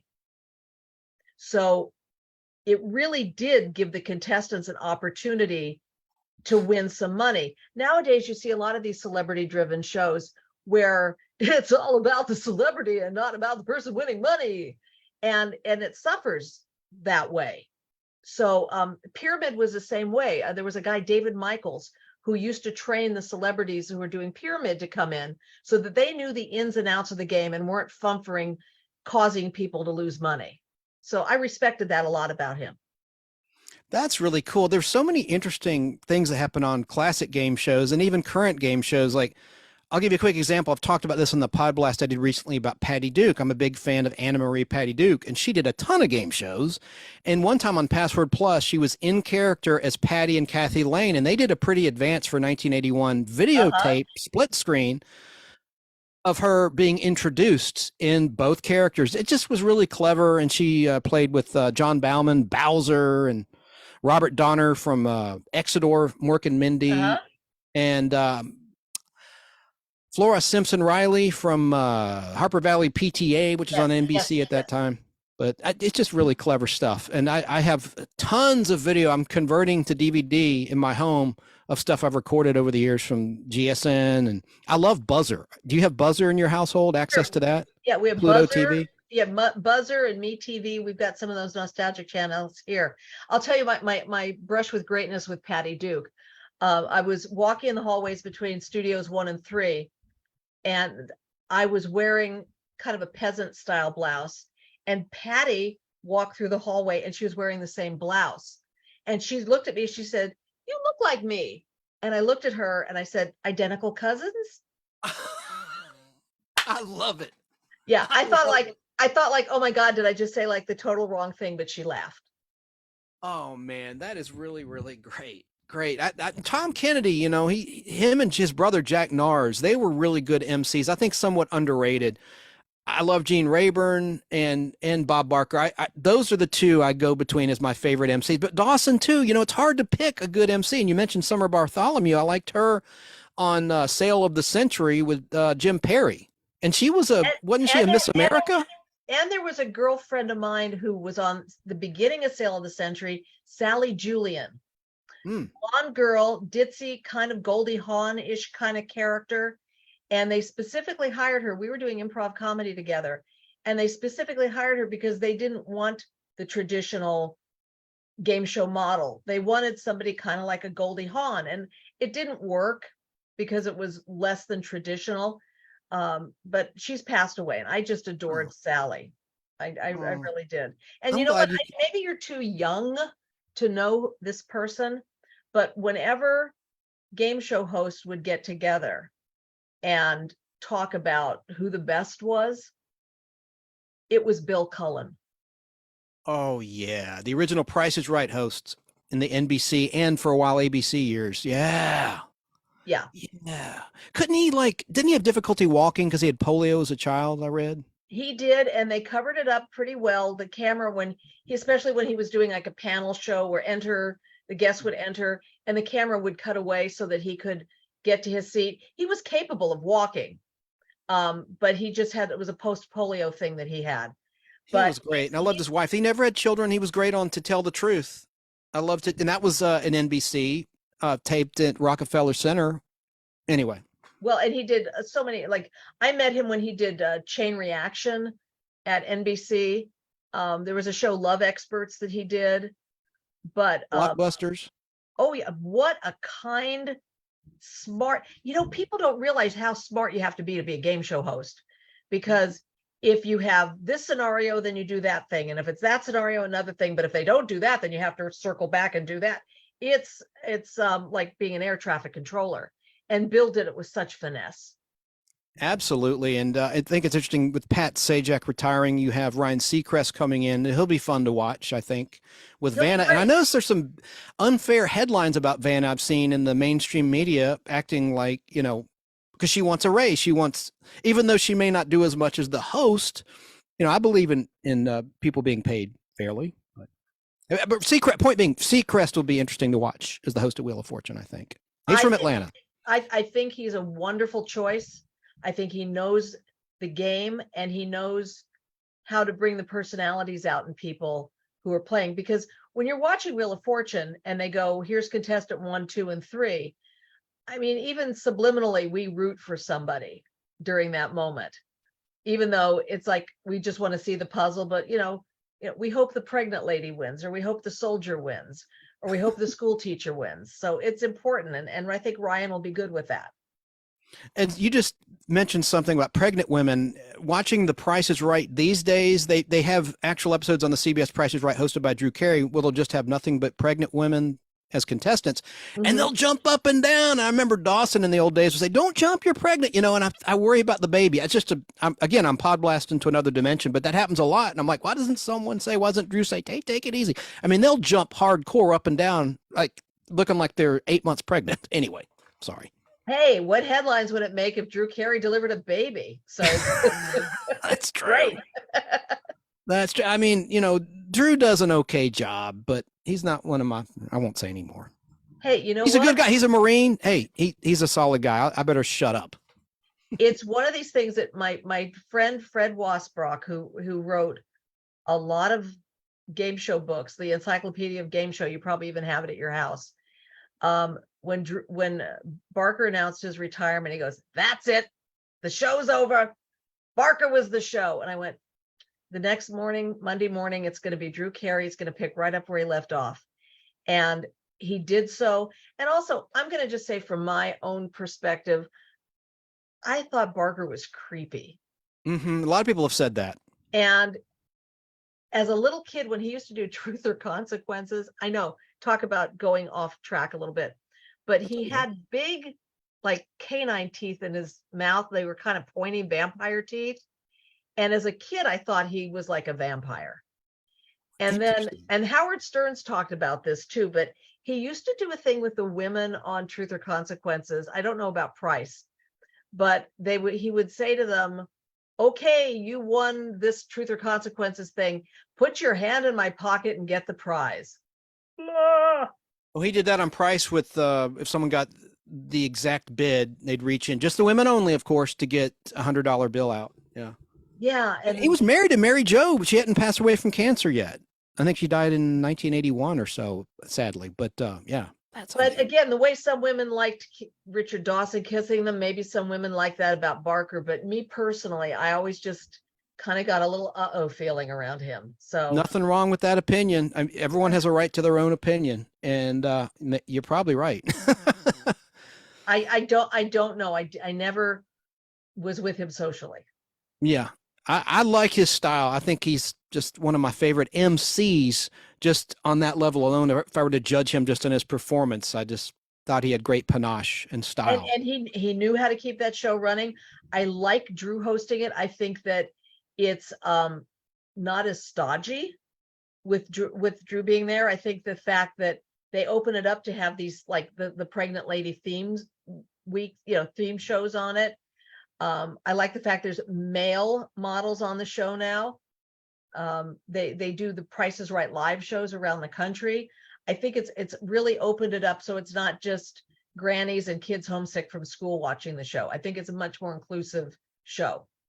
Absolutely. And, there's a lot of women at home watching, so why not have male models? I think it makes sense. Yeah. Or guys that like guys, whatever. I mean, you want to appeal to more demographics. Yeah. And it's just not sexist. It's co-ed sexist. Yes. Yeah. And Drew Carey, sometimes he seems like he's sleepwalking through it, and he admits, he goes, I just show up, they put makeup and do my hair, and I walk right out and start hosting the show. Well, he's oversimplifying it. He has a very difficult job. Again, trying to keep all the elements of the show straight in your head, and especially if you're doing 5 shows a day, You Mhm. have to stay present while you're doing that, Mhm. because And it will tend to be like Groundhog's Day at a certain point. yes, ma'am. And they changed studios. You probably know that. So the Bob Barker studio is no more, where it's been since 1972. They moved up the road, and part of me thought, couldn't they wait for Bob Barker to expire? It just seemed like, I know now that I know your feelings about it, you probably don't find it as Well, distasteful as I do. it's not as dire as you might think it is. The property that was purchased for, I think it was quoted as $700 million, which is CBS Television City. Mhm. It is going, all of the buildings are going to remain, with the exception of, they added a couple stages out in the parking lot area where Dancing with the Stars was done, American Idol, So You Think You Can Dance. They're not as old as the original ones, because the original studios got landmark status. So the Bob Barker studio stages will still be there, and I think Carol Burnett's got her name on them. That will all still be there. But what they're going to do is build up and around a lot of that, and it's going to be a multi-use facility where it'll be residential as well as shops as well as a studio.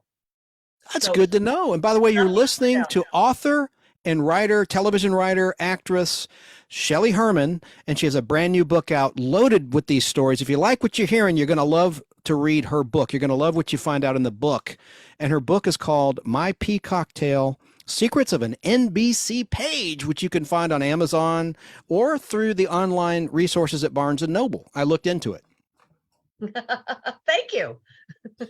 And you can see it in her background. Anyone that's listening at Fistful of Radio out of Atlanta or Apple or Google, I would encourage you to go to the Nostalgic Podblast YouTube channel. Just simply Google the Nostalgic Podblast, and you will see the video. And it's going to be titled, it is titled, just like I said a moment ago, Shelley Herman, Secrets of an NBC Page. I abbreviated it just for the subject line there. So look for that, and then you can watch and see how lovely and engaging our guest is. And she is. And I just think you're an excellent communicator. I'm just really enjoying this.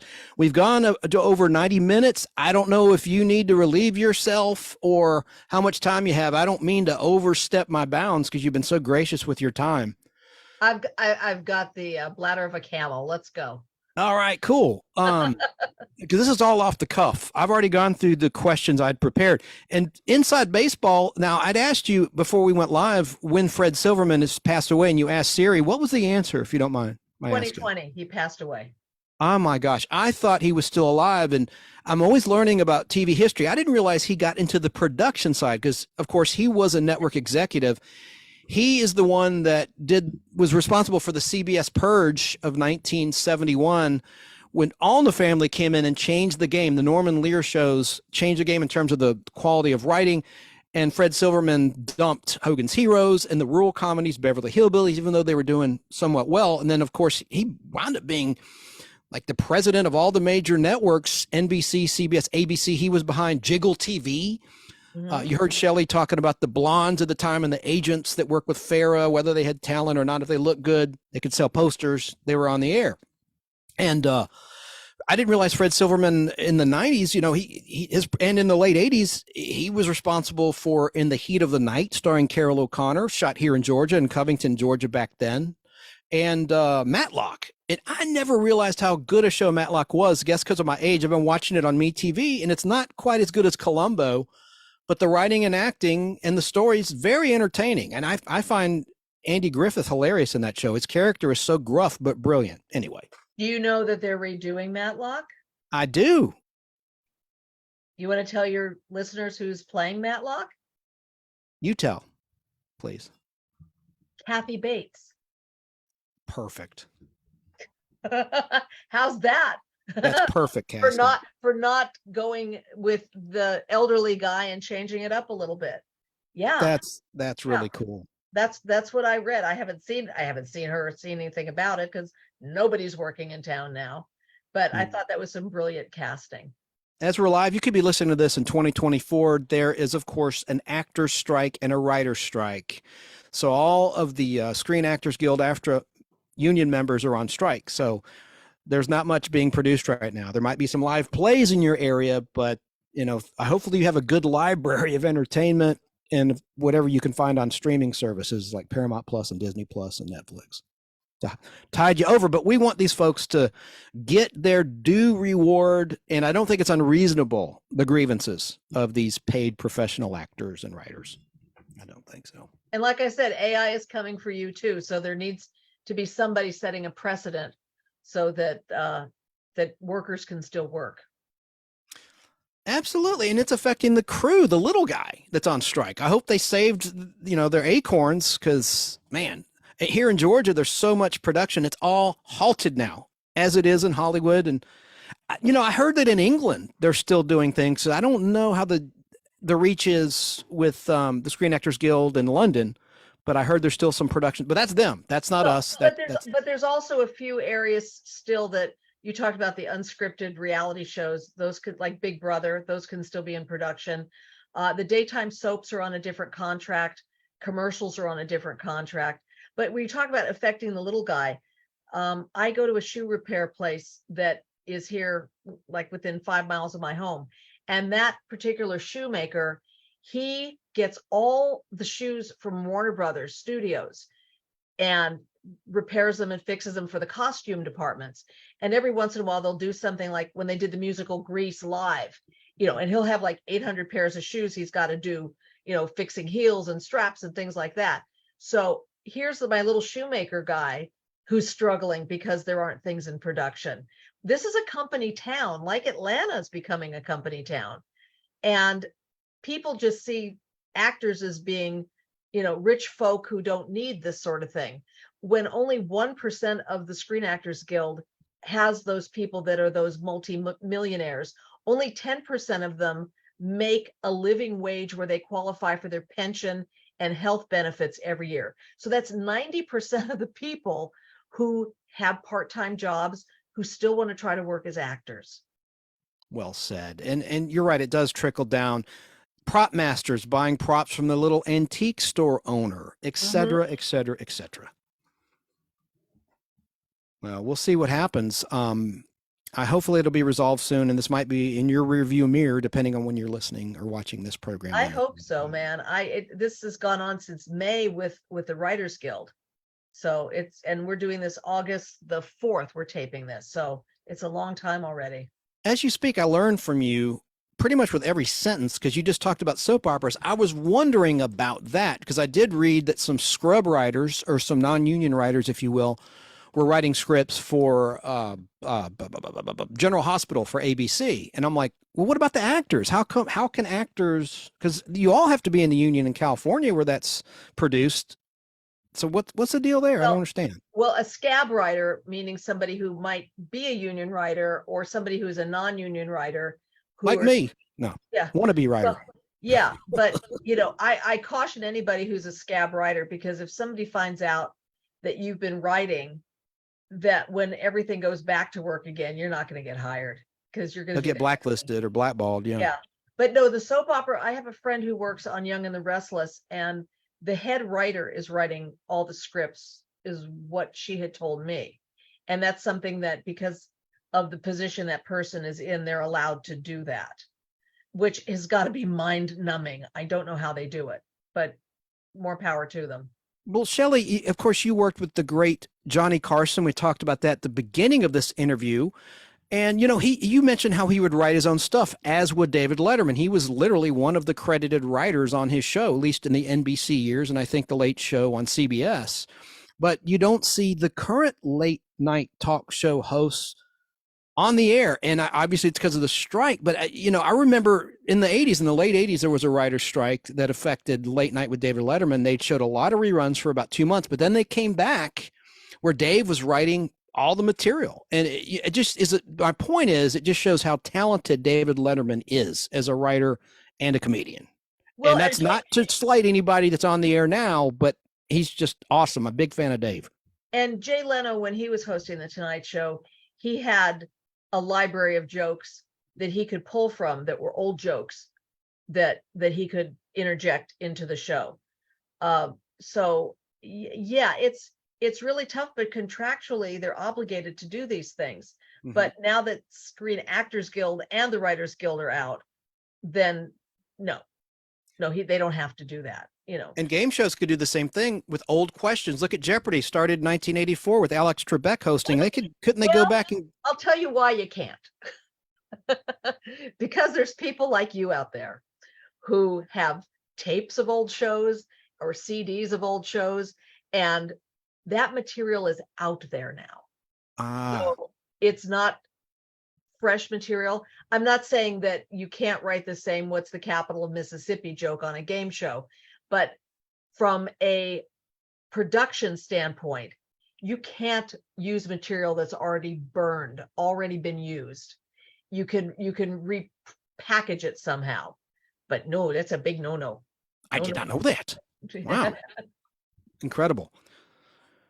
Do you have another Johnny Carson story you could share, please, that we haven't talked about yet, or a funny thing he did? I mean, you talked about his mannerisms, but is there anything that comes to mind or anything in the book you want to hint about or tease about Johnny? Well, I'll tell you about the picture on the cover that's Johnny Carson and me when I did Stump the Band. And this is how that worked out. Stump the Band was a segment that if a guest canceled at the last minute or might have been stuck in traffic and couldn't get there in time, because he taped every day at 5:30, there would be a segment of the show Johnny could do as a time killer, where he would go into the audience, ask somebody to tell if they could sing a silly song, and stump Doc Severinsen, Ed McMahon, or the Tonight Show Orchestra. And most of the time they did. And for their silly little song, we as the Pages would hand Johnny an envelope, and it would be dinner for two someplace, or maybe tickets to Disneyland, and that's the little prize that they got. As the senior member on the staff that day, if they did Stump the Band, that's the person who got to give out the envelopes. And I was really excited about it because I was almost done being a page, and I thought maybe I'd never get a chance to do it. But I was picked, and they took me to the makeup room, and Ed McMahon was sitting next to me. And there was a guy that was putting my makeup on named Harry Blake.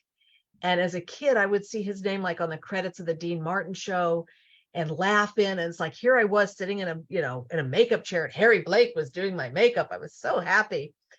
And they told us where to stand, which was a few steps above Johnny. And we weren't to speak to Johnny unless he spoke to us, which, he would say thank you. And, he's kind. He wasn't a rude person that way. But my friend Courtney Conti had a chance to do Stump the Band. And he saw where Johnny was talking to two very well-endowed women who were singing a silly song. And Courtney quick riffled through the envelopes to find a really good prize for Johnny to hand them. And it was a good joke for Johnny too, because rather than going to a restaurant or going to Disneyland, Courtney handed him an envelope, and it was a ride on the Goodyear blimp. Oh. Ooh, wow. Yeah. So, and then also that was back in the day when there weren't videotape machines. So whenever we did Stump the Band, we'd get on the phone and just, hey Ma, call all your friends. I'm going to be on the Tonight Show tonight. It was really a big deal. It was really nice. That's incredible. Yeah, I noticed that on the old Letterman show where they'd have audience participation. They would get like a dinner for two at a nice New York restaurant as a compensation. Anyway, that is a great story. Thank you for sharing that, Shelley. Well, wow. Thank you. And if people read the book, they'll learn about Johnny's last show. I wasn't there for it, but several of the staff members I spoke to told me about what happened that last day on the show and how Johnny made a very stealth exit from the building. It's all in the book. How's that for a tease? Wow, I love it. I'm a big Johnny Carson fan. I can't wait to read about that. I've started reading your book, but I haven't made it that far. That's cool. Yeah, well, you'll enjoy that. It's towards the end of the book. Cool. And a lot of people think the last show was when Bette Midler brought him to tears. That was the last week, but that wasn't the actual final episode. Anyway, just a little anecdote there. Well, it was a very special time. And again, people can find these clips, I'm sure, on YouTube and also on these like antenna TVs and some of these nostalgia channels that are popping up. And the official Johnny Carson YouTube channel too. Absolutely. And Letterman started one too. Yeah. Letterman. Yeah. And about a year and a half ago, where they're showing some vintage clips, even from his NBC morning show, which only lasted a few weeks in I think it was 1980. 90 days, was it? Mm-hmm. It was, and that's where I would often see Andy Kaufman would be on the show. And because I was friends with Andy, I would see the show and I'd call his manager, George Shapiro, and I'd say, Georgie, is Andy okay? And he'd go, yeah, he's okay. You know, because it was so brilliant what he was doing. What about that story with the neck brace? It was on Late Night with David Letterman where he was on with a wrestler and an altercation ensued and supposedly he got hurt, but I knew it was shtick. Do you know what I'm talking about? I'm sure you do. With Jerry Lawler, of course, it's infamous, and it was recreated in the movie Man on the Moon With Jim Carrey. Yep. Yeah. It sure was. And the Taxi cast all got back together again for that, so that was fun too. They shot that up at Universal, and Randy worked on it for about 2 weeks. It was really, really nice. With Jeff Conway when he was still with us, right? Yeah, the only person who didn't do the movie was Tony Danza because he was committed to doing something else at the time and couldn't come in for it. Incredible. God, you know so much. I just think you're like an insider. This is so awesome. And I can't wait to finish your book. Talking to you. You know, Yeah, well, you know these references. Yes, ma'am. And I was just in heaven watching you on James Install's show, Geek to Me Radio on St. Louis Radio, KTRS, which is a huge station in that market. And I just got so excited. And I'm so glad you agreed to come on my program. This is a joy and a treat. Thank you. Thank you for asking me.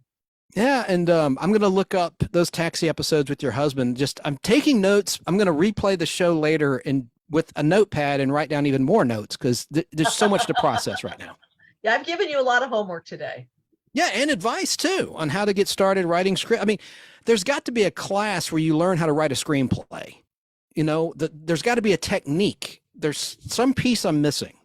Well, there was a book that everybody was using for a while that was a Robert McGee.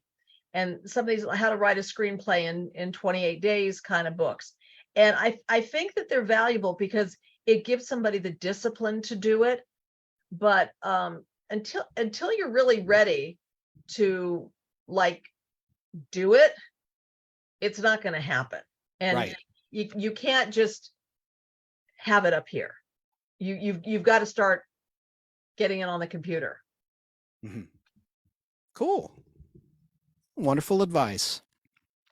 Well, I better start wrapping this interview because we're coming up on 2 hours. But my goodness.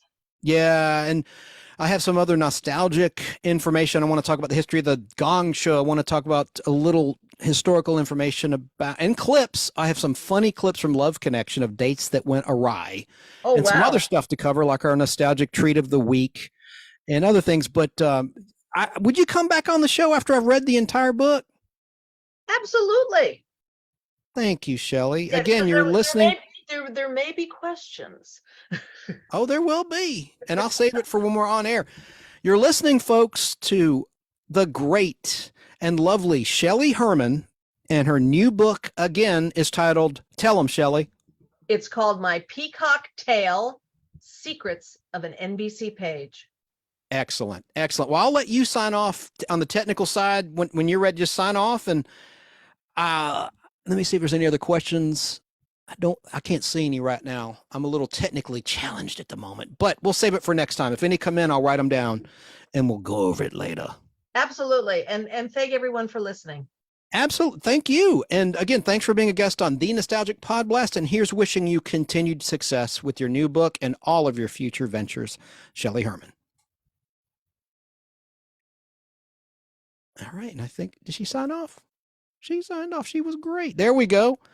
Now, I want to thank James Install. I mentioned this previously, but thanks to him, I want to thank him for booking Shelley to be a guest on his weekly, hourly Sunday night radio show called Geek to Me Radio, so I could listen to what a fine storyteller Shelley Herman is. And I just clicked. I knew that like there were so many answers to my questions that she could provide, and she did in this first interview. By the way, his show, Geek to Me Radio, is live on KTRS, which, as I said, is a huge radio station in St. Louis, Missouri, Sunday night at 7 p.m. Pacific Time, 10 p.m. Eastern Time, and 9 p.m. local St. Louis Central and Mountain Time. And Geek to Me Radio is also on YouTube, simulcast most Sundays on video via their video feed from the radio station on YouTube. Geek to Me Radio YouTube channel. Also, thanks to Barry King, who is a host of another weekly radio show that I like a lot called BK on the Air, which airs Saturday mornings from 10 a.m. to noon Eastern Time on WBHF, a radio station which was founded in 1946 on the AM dial in the tiny town of Cartersville, Georgia, which is growing rapidly here in 2023 and 2024, depending on when you're listening. Barry introduced me to James Enstall of Geek to Me Radio, which I appreciate. By the way, my grandparents, on a personal note, lived in St. Louis, Missouri. So I'd go there for some summers, Thanksgivings. So I know the St. Charles and St. Louis areas very well. I used to go comic book hunting there as I stopped to enjoy some St. Louis pizza. But now, as promised, here are some Gong Show historical notes and trivia and clips so I can take a break. Gotta rest the vocal cords and get some more coffee. Item.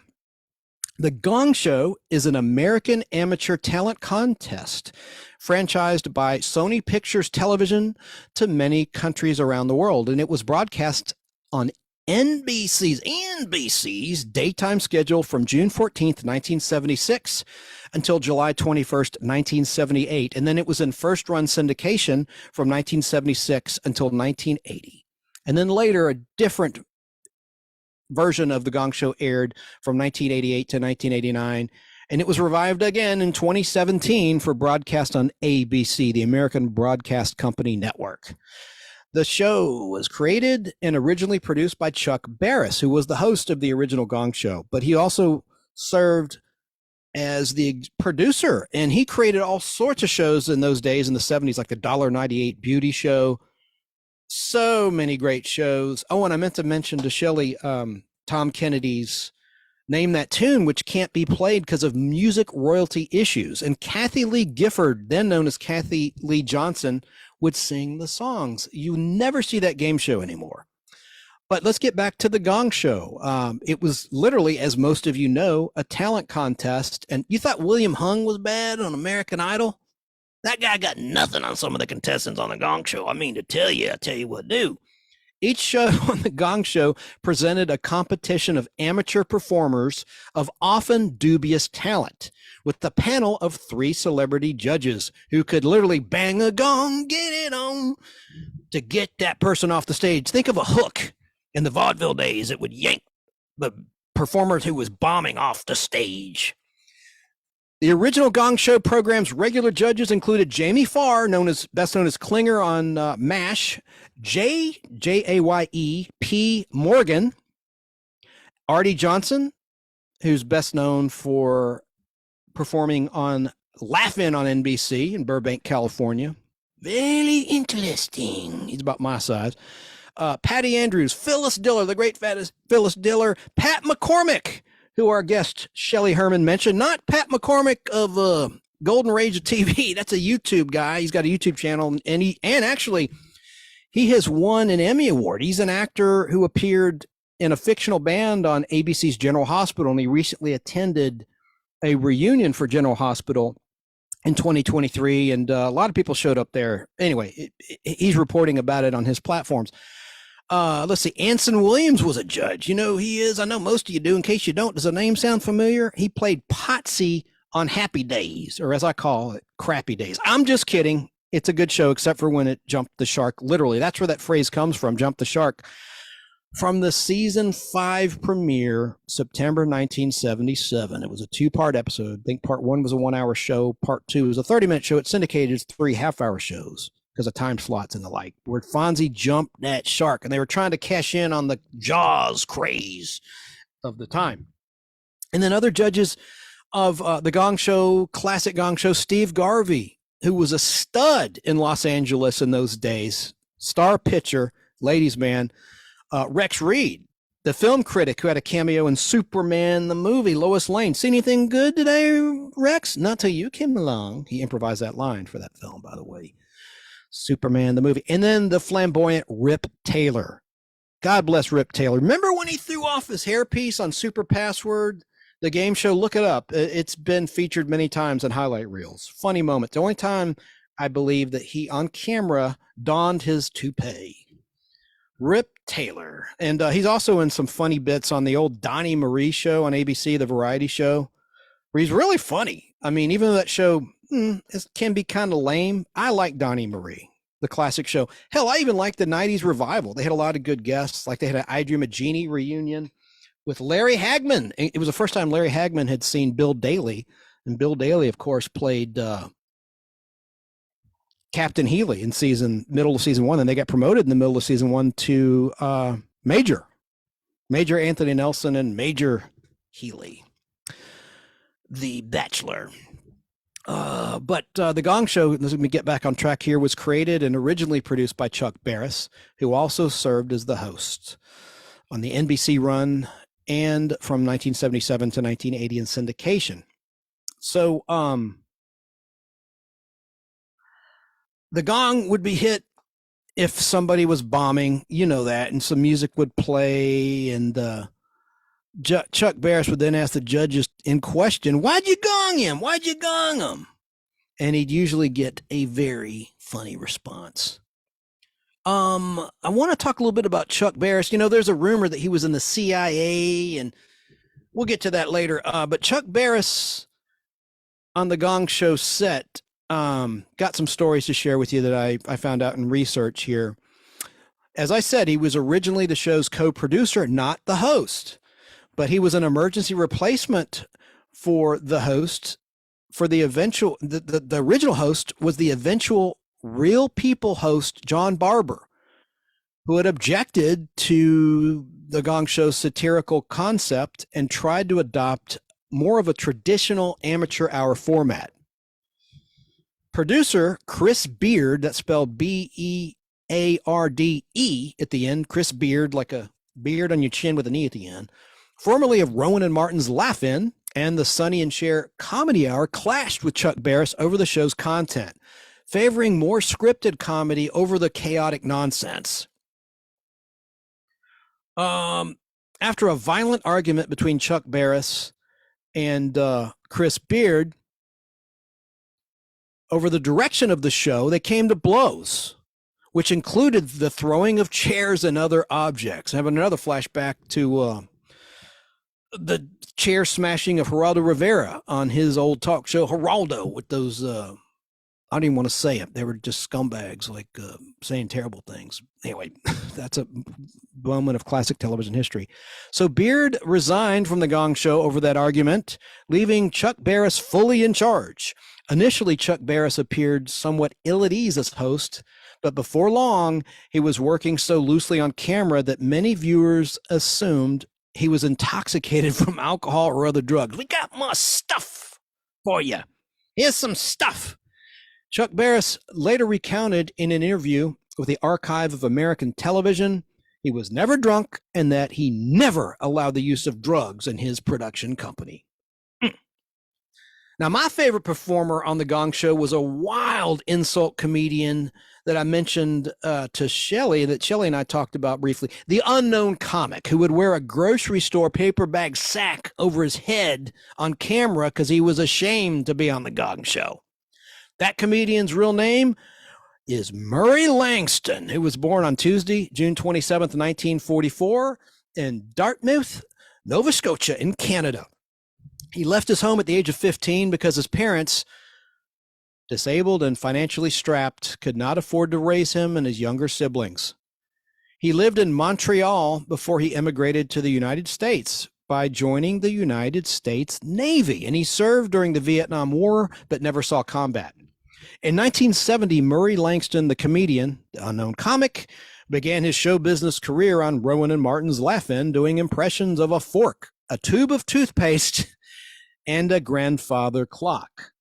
Later, at the suggestion of Red Fox, wash your ass, otherwise known, that's one of his bits, his comedic bits, as Fred G. Sanford on Sanford and Son. You know who Red Fox is. I know most of you know. I'm not trying to insult your intelligence. If you're listening at Fistful of Radio out of Atlanta, I'm holding up on camera a videotape I've featured before. It's called Red Fox in a Plain Paper Wrapper, and that is a video about an hour and a half long of a Las Vegas 1983 performance. He's very blue. Very blue. That's where I got that reference. Wash your ass, go to bed damp. I think it's funny. So anyway, at the suggestion of Red Fox, the unknown comic teamed up with comedian Freeman King, and they became regular performers on the Sonny and Cher Comedy Hour variety show. After more than 100 appearances with Sonny and Cher, Langston began to make appearances on other primetime television shows, including the Hudson Brothers Razzle Dazzle Show, the Wolfman Jack Show, you'll hear from him later from Beyond the Grave, and the Bobby Vinton Show. Murray Langston also worked with Red Fox again later, and Joan Rivers, Jim Carrey, Ruth Buzzy, and many other comedians, as well as creating comedic situations, appearing in several segments for Candid Camera. I have not seen that show or thought about that show in years, with Alan Funt, Year on Candid Camera. Joanne Flug, who was one of his sidekicks, and Fanny Flagg. Anyway, that's a show I'd love to see resurface on one of the digital networks, be it MeTV, Antenna TV, Cozy TV, or Buzzer, because I guess you could consider it a game show. I don't know. Getting back to the unknown comic and the Gong Show, early in his career, I'm going to play some of his comedy in a minute, hilarious stuff while I take a break. Early in his career, Murray Langston had invested in a nightclub restaurant called Showbiz. I wonder if it was a pizza joint. We used to have Showbiz Pizza here in the Marietta, Georgia area, and it was like a Chuck E. Cheese prototype. Anyway, but I doubt it. His nightclub restaurant, no, not, because if they're serving booze, no, they're serving alcoholic drinks, and they're probably serving some bad prime rib or things like that. But his restaurant was called Showbiz. Now, several now famous people also worked at his restaurant Showbiz as servers, including Deborah Winger. Oh, I love Deborah Winger. We talked about her in the Podblast before in depth. Michael Keaton, then known as Michael Douglas. He had to change his name because of the other Michael Douglas, Kirk Douglas's son, of course. David Letterman worked at Showbiz. Gallagher, the only prop comic I could stomach. Gallagher. God rest his soul. I love that sledgehammer routine, but he also made some really topical comedic references. He was a very smart writer, and he was on The Tonight Show with Johnny Carson, and what's just a wonderful comedic. Tim Reed also worked there at Showbiz before WKRP, where he played Venus Flytrap, and the ill-fated Freddie Prinze that our guest Shelley Herman talked about, who sadly committed suicide. And his son, of course, is married to Sarah Michelle Gellar. Now, however, that club owned by the unknown comic Showbiz closed within 2 years, which exhausted Murray Langston's savings account. Strapped for cash, he accepted an offer to appear on The Gong Show. He was reportedly embarrassed about appearing on the show, so, with the director's permission, he put that paper bag over his head with holes in his eyes for his eyes and mouth. He memorized a few old jokes and burst onto the show as the unknown comic. The character, a frenetic speed jokester in smarmy attire, was a hit and developed a cult following early on. The unknown comic appeared on more than 150 episodes of The Gong Show and also entertained as a celebrity judge on several other television shows. He also wrote for The Gong Show for a short time, as well as appearing regularly in Las Vegas, Nevada, and making the rounds of many popular talk and variety shows. In the early 1980s, Murray Langston revealed himself as the unknown comic on an episode of Real People on NBC. And speaking of real people, how about that Byron Allen? He's a mega mogul. He owns the Weather Channel, all sorts of stuff. Wow. I think he did a lot better than Skip did after that show folded, Real People. Anyway, he revealed himself on Real People, Murray Langston did, as the unknown comic and unmasked. It was kind of, to me, it was like when Kiss took off their makeup for the first time in public. But the host of Real People pulled that bag over his head and revealed his true identity at the conclusion of a match on the celebrity edition of the game show Bullseye. Now, I want to play a clip of the unknown comic on the Gong Show. I should have had this ready and pulled up. Let me get it in my clip machine for you. Let's see here, my little friend. Well, I'm going to play a little bit of the intro to the Gong Show. Almost live. Gong Show. Ladies and gentlemen, here's your host and the star of our show, the incurably outrageous Mr. Chance Bartels!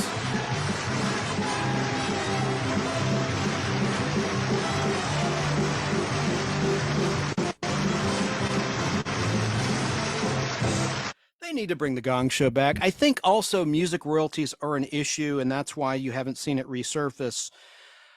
And at the very beginning of this broadcast, I did play the theme song to the Gong Show, which I'll play again later. Let me get back on track with you now.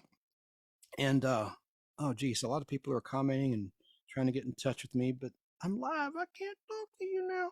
Let's listen to a little bit of Murray Langston as the unknown comic on the Gong Show with the introduction by Chuck Barris. Let's go. Let's go. All right. Here comes the Prince of Puns, folks. Here comes the Duke of Dillies. Here comes the Wizard of the Unknown.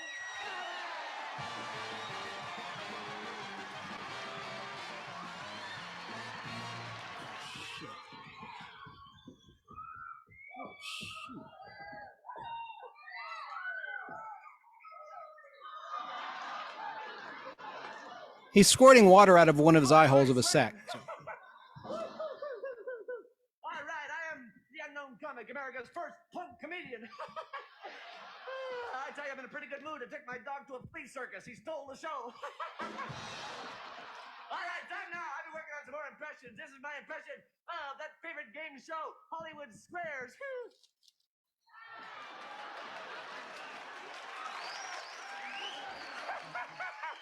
Hey, this is Peter Marshmallow here, and our first question goes to Paul Lynn. Paul Lynn, how do you keep fish from smelling? You cut off their little noses. Hey, Why you no good, Nick? This man would be pregnant. hey, Chucky baby, get rid of this broad, will you? May the truth be known about the unknown comic. Hey, Chucky He is baby. the father of this baby. I'm the father, what are you kidding? Wait a second. A woman comes out with a baby. You know that that's his baby. How do I know this is his baby? Yes. The kid looks exactly like him. Wearing a little sack. Ha ha ha. That's different. That's different. Now, It's almost over, this clip. I let her jump in the sack with me one time. What the heck? All right. Okay, hey, these two guys walk into a bar. that's enough. Get off the stage. Get up. He literally threw the obvious doll of a baby wearing a little sack off the stage haphazardly just then. It was visual clip, part of the clip. We'll be back with more stuff. Now let's listen to a little set that Murray Langston did at an evening at the Improv, and I'll be right back with you. This is going to be a couple minutes long, about 3 minutes of comedy. Songs, jokes, magic, impressions, ventriloquism. All right. Most people have a difficult He's time wearing the doing sack over his head too, by the way, but he's about to unveil himself for the crowd. this. Hey, say hello. Hello. Hey, what's your name, Sad Sack? Hey, Sad Sack, you do any impressions? Are you kidding? Here's Linda Blair from The Exorcist. All right, I sense a little doubt. All right, folks, to prove to you that this is no ordinary ventriloquist act, I am now going to drink this water at the same time that Sad Sack here sings a song. Are you ready, Sad Sack? I am ready. All right, folks, here it goes. Shake, shake, shake, shake your baggie. Shake, shake, shake, shake. Well, that really hits a spot. Oh, sucker bit me. Oh, you think I'm sick, don't you? Yeah. A lot of people think I should see a shrink. Yeah, well, I went to a shrink yesterday. Look what he did to me. Thank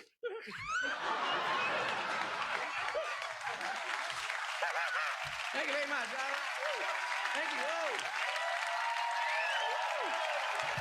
Thank you. Wow, what a party crowd. You guys ready to have some more fun? All right. Why don't we all just take our clothes off and sing Who Can I Turn To? I'd like to start because my underwear was soaking wet. All right, okay. Not kidding, they are wet. Just touch them for a second, will you? Go ahead. No, seriously, just for a second. Go ahead. He was going to touch him. Kinky dude. All right, if you really want to touch him, go ahead. Come on, don't tease me now. Oh, B-I-T-C-H. I know. May I just have a sip of your drink, please? I could sit down. Hot. Just a little sip, please, of your. Please, just a little sip, little tea. No, please, over there, please. Just no, the beer, no, in the glass. Please, just a little sip. Thank you very, very much. So hot.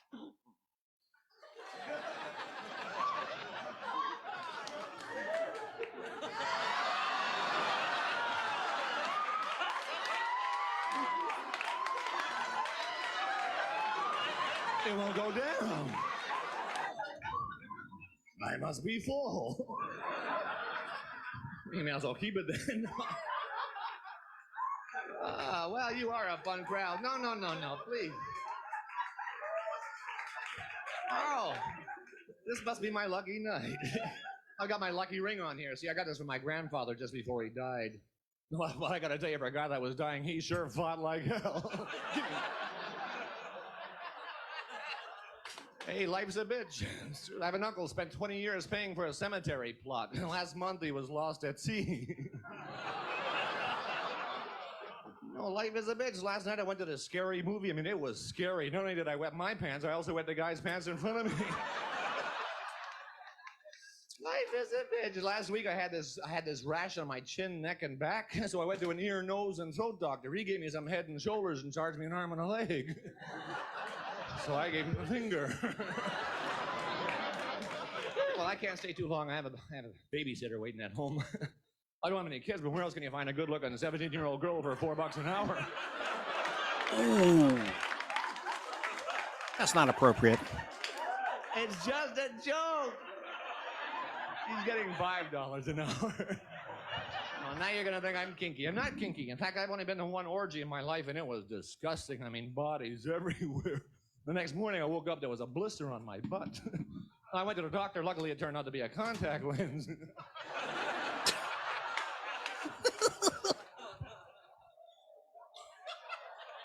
Hey, this is Hollywood. You meet some kinky people here. I'm not kidding. I picked up a girl hitchhiking the other day who was actually into whips and chains, which is lucky I had some in my glove compartment. I spent a night with her, too, you know. She wanted to make love 14 times, which was no problem for me. Because I've got a lot of friends, so I just call it. Oh, you laugh. If I had a dime for every girl I've made love to, boy, today I could buy myself some gum. I've been with kinky girls, I really have. I was with one time, kept asking me to hurt her, so I told her dog was dead. That reminds me of a Red Fox joke in the aforementioned comedy in a plain paper wrapper. This is Blue. There's kids in the room. I'm going to say the F word here, and I'm going to say the GD word here. You've been warned? Okay. Red Fox says, I went into the club and met this girl. She said, can you fuck me and hurt me? I said, you goddamn right. So I fucked her and hit her head with a brick. Sorry. I just thought it was a funny joke, a little bit, and that was before this performance by Murray. So he might have borrowed that from Red Fox. Well, that was nothing. She was an atheist, too. That was really strange, making love with an atheist. And it was weird, because every time she climaxed, she'd yell out, oh, my non-existent supreme being.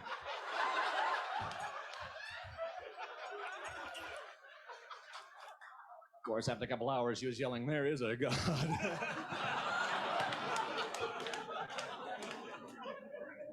Yeah, but I like dating. Except I hate one thing. Tell me if you don't hate this, guys. Don't you hate it when girls say, I never make love on the first date? Don't you hate that? I always say, well, how about on the last?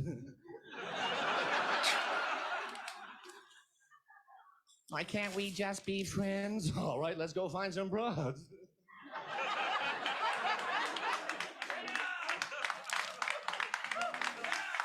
You won't respect me in the morning. I'll sleep till noon.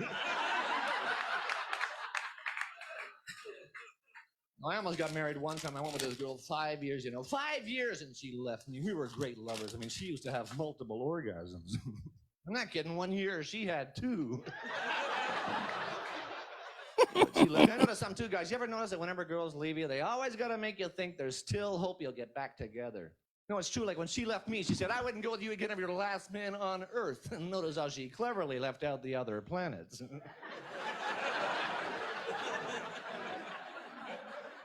Nothing. Whenever I call her up, she always hangs up on me, but she still answers the phone. What a tease. And I hated the way she broke up with me, you know. She said, I never want to see you again. So I poked her in the eyes.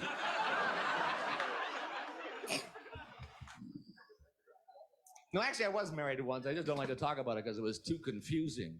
No, really, see, I was married to this divorced woman who had a grown daughter, you know. Then my father, who was divorced from my mother, married my wife's daughter, which made my wife the mother-in-law of her father-in-law. And my father, of course, became my stepson. Well, then my mother-in-law, that's the daughter of my wife, had a son, so that boy became my brother because he was my father's son. But he was also my wife's stepson and grandson, which made me grandfather to my own stepbrother. Well, then my wife has a son, so my mother-in-law, who was a stepsister of my wife, became his grandmother because his stepsister is also my wife, which made me brother to my own son, who's also the son of my step-grandmother. So now I was my mother's brother-in-law, my wife was my son's aunt, my son was my father's nephew, and I became my own grandfather. And that's the truth. And you've been terrific. Thank you very much, ladies and gentlemen. Bye-bye. Yeah, Murray Langston, otherwise known, A.K.A. as the unknown comic on the Gong Show.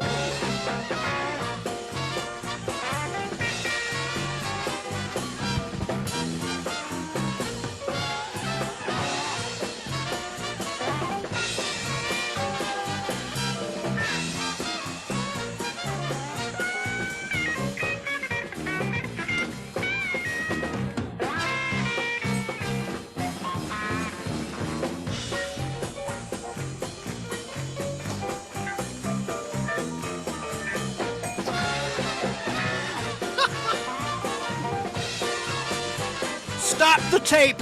Stop the tape. I was going to play a little Gong Show music. I just thought of another. I'm going to get myself in trouble with this. Another funny Red Fox joke.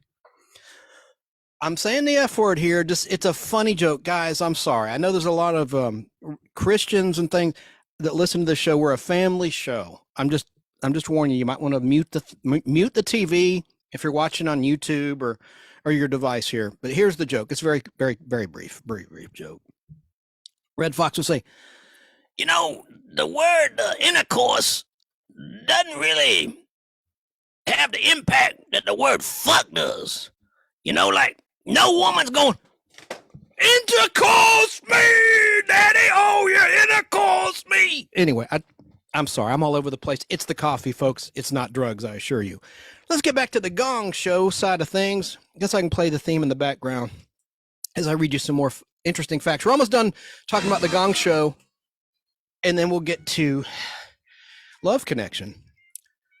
During the Gong Show's run, Chuck Barris became well known for his clashes with the network's censors, intentionally bringing in risque acts to boost the ratings, and he allowed some of these racy acts to slip by the censors. In 1977, one of these bait acts called Have You Got a Nickel made it onto the air on the show. The act consisted of two teenage girls, both wearing shorts, sitting cross-legged on the stage floor and silently eating popsicles. I'll leave it at that. It looked like they were doing something else.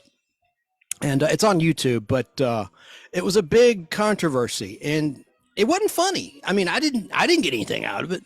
I'm telling you, I can see why the censors would have an issue. It was, you know, for that kind of show, I thought it was pretty tasteless, pretty classless. It was a terrible act. Obviously, like a Howard Stern type ratings grab situation, just to be outrageous, and hope the haters listen as much as the people that like you, that kind of thing. So that act wound up being known as the Popsicle Twins, because the Popsicle Twins and the Popsicle Girls. And while the girls were able to complete their act without being gonged, they were given low scores by two of the judges. Phyllis Diller gave them a 0, while Jamie Farr followed with a marginally better score of 2 out of 10, with 10 being the highest score. J.P. Morgan awarded them a 10, though, quipping, "Do you know that's the way I started in show business?" She said, "Do you know that's the way I started in show business?" She didn't say in show business, but that was the reference there. and she proceeded to eat one of the girls' popsicles. Surprisingly, the girls' act was approved by the NBC censors, who apparently did not see anything wrong with it during the rehearsals. However, after the episode aired in the Eastern time zone, NBC cut the act from their later tape delay broadcast for the Western time zones. KNBC, alerted to the content, was able to preempt it. The Popsicle Girls act, the Popsicle Twins act, was not cut from all of the tapes, and the Popsicle Twins incident has aired in reruns and retrospectives ever since. Chuck Barris said in a 2001 interview with Salon.com that this particular act began making him reconsider his career. Then there was the Gong Show movie of 1980. This is interesting and very brief. The Gong Show movie was released on May 23rd, 1980. It was 89 minutes long. It earned $6,621,520. However, guess what it was up against at the box office, in the movie theaters and the cinemas? It was alongside The Empire Strikes Back and The Shining. But it beat The Shining at the box office in its opening weekend. But of course, it lost to The Empire Strikes Back in a big way.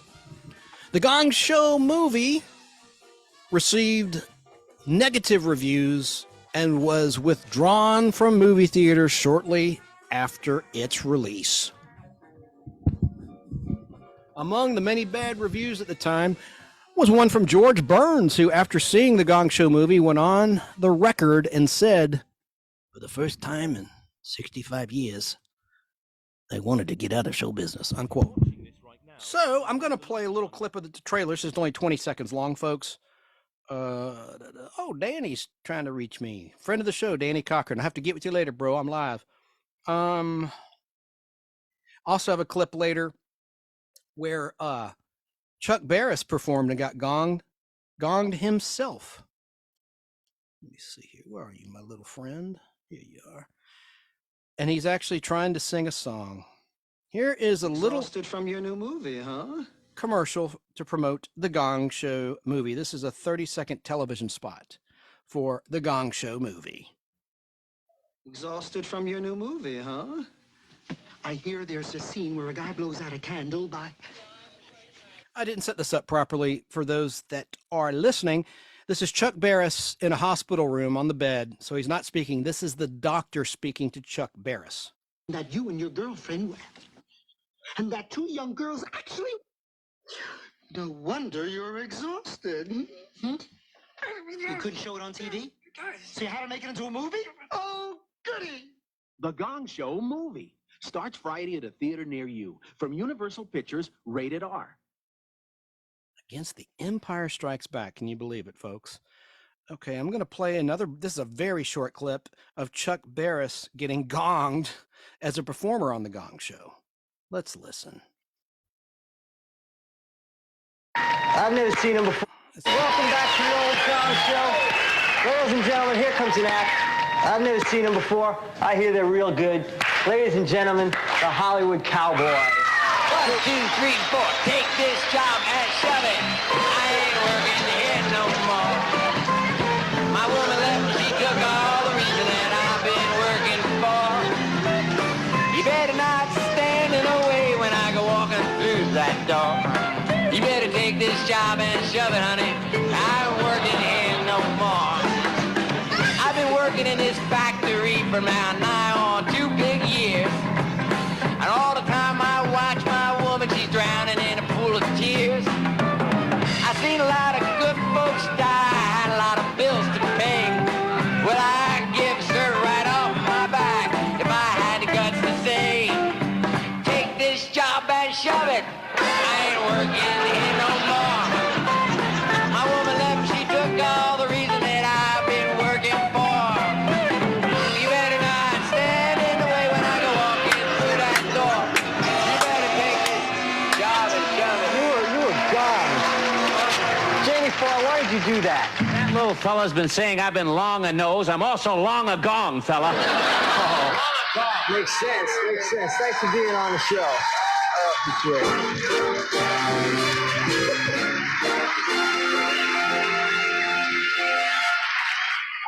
And that's how that went. So, I love the Gong Show. Just to wrap up on that topic, and there would be a nominal, very slight prize for the winner, and there would be an instance where sometimes there'd be a three-way tie. By the way, as we're live, this is August 4th, 2023, and I spent all morning and afternoon writing this Podblast, and then the program crashed. I explained that to our guests in our pre-show. We talked for a couple minutes before we went live.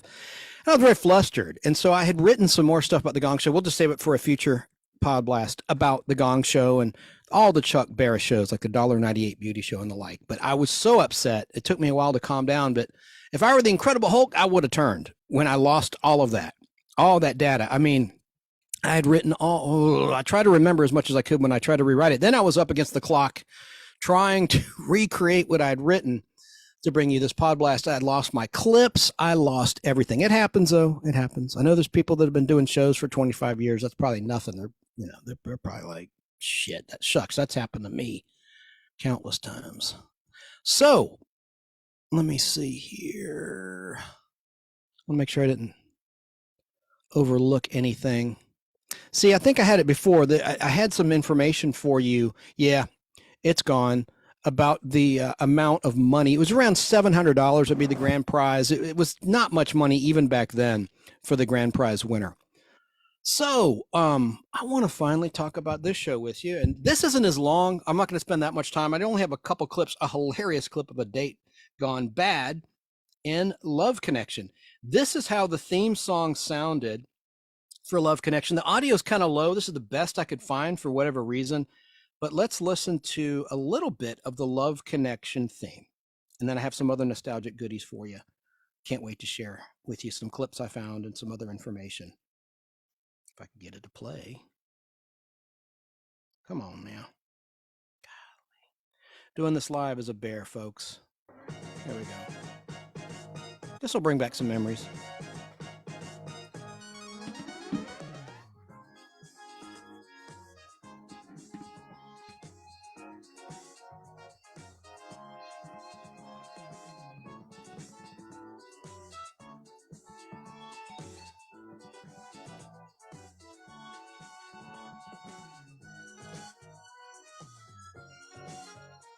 The audio will pick up here in just a sec. It'll get a little louder.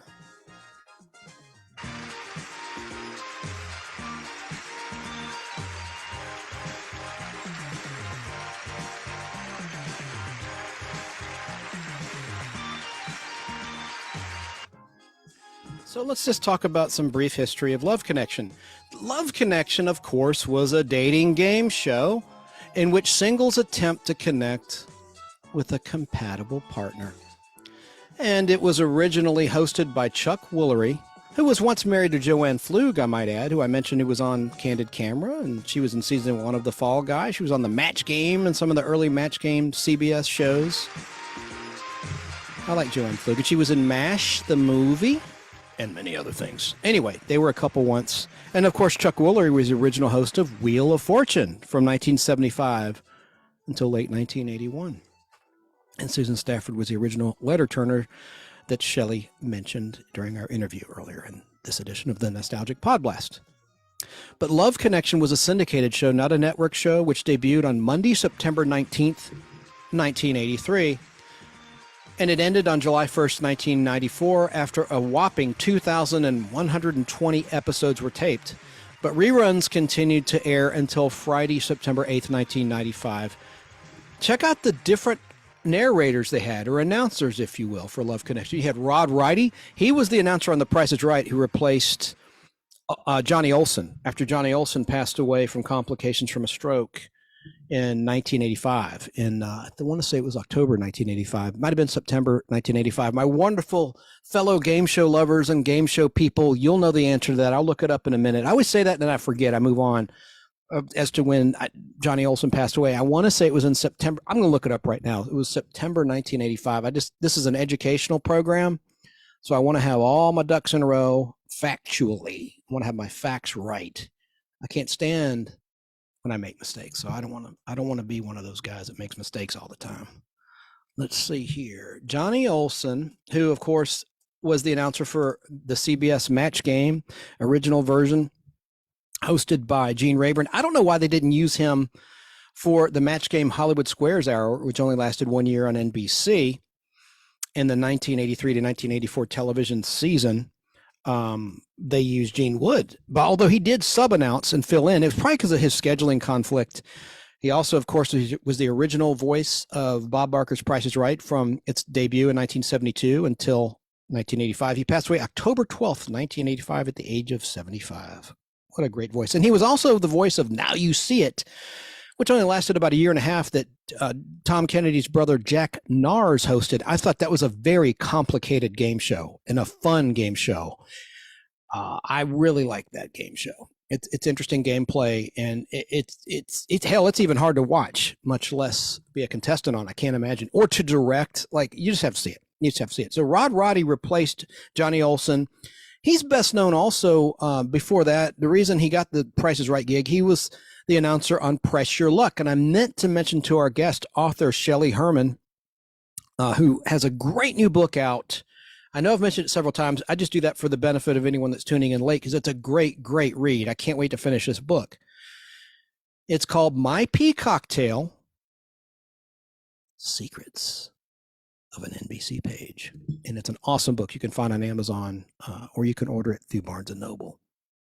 But Rod, I meant to mention to her, a reason I mentioned Shelley was, when we're talking game shows, I forgot to mention Press Your Luck. I wasn't a huge Press Your Luck fan. I like the new version, though, because they've made it retro with Elizabeth Banks hosting. And the thing that ABC does, it's kind of annoying, is they don't usually have a regular time slot for that show. And a lot of their game shows, besides Celebrity Family Feud and Pyramid, $100,000 Pyramid, the new versions, those are usually on Sunday night. And that's cool. And Celebrity Wheel of Fortune had a semi-regular time slot on ABC.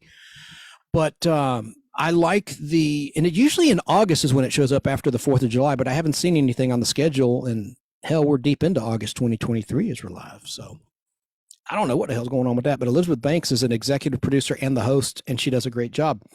But Rod Roddy was the announcer of the original Press Your Luck game show, as well as Love Connection. And then Gene Wood, who was the voice of Richard Dawson's Family Feud, Super Password, Password Plus, the Hollywood Squares, Match Game Hour, I just talked about on NBC. He was the announcer for that, and many, many other game shows. I don't need to go down the list. He also was an announcer on Love Connection, and he was the announcer on the other Family Feud, hosted by the gentleman who sadly hung himself, Ray Combs. He was the voice of Family Feud in those days, as well as when Richard Dawson returned in the 1994 to 1995 season. Only lasted 1 year due to the O.J. Simpson trial and everyone watching Court TV and CNN. In those months, it killed a lot of shows. The ratings tanked. And then you also had Rich Jeffries as an announcer on Love Connection. Johnny Gilbert, who is still the voice of Jeopardy. This is Jeopardy! He was an announcer on Love Connection. I'll play a brief 15-second intro with him announcing Love Connection. I remember him most as the voice of Love Connection. He also voiced Supermarket Sweep. I forgot to ask our guest, but she's going to come back. She already agreed. I put her on the spot. She said she'll return on the Podblast after I've read the book, and I'll have a whole new set of questions for her about her book after it's been out a while and had some sales from people buying. I want to ask her some other questions about game shows in particular. She's just a wealth of knowledge. So Johnny Gilbert, I think he's 94. He's still voicing Jeopardy. He's the original announcer since 1984, when it began in September 1984. When Alex Trebek began his reign as the host of Jeopardy. But one time, Johnny Gilbert filled in for Gene Wood on Family Feud, the Richard Dawson version of Family Feud, and it was pretty bad. He's a great announcer, don't misunderstand, but I was so used to Gene Wood, and here's how he sounded to me, Johnny Gilbert. It's time for the Family Feud, introducing the Bartels family. Nancy, Nicole, Judy, John, and Chance. Ready for action. Up against the Jeffries family. Jill, Sean, Mike, Barry, and Stanley. On your marks.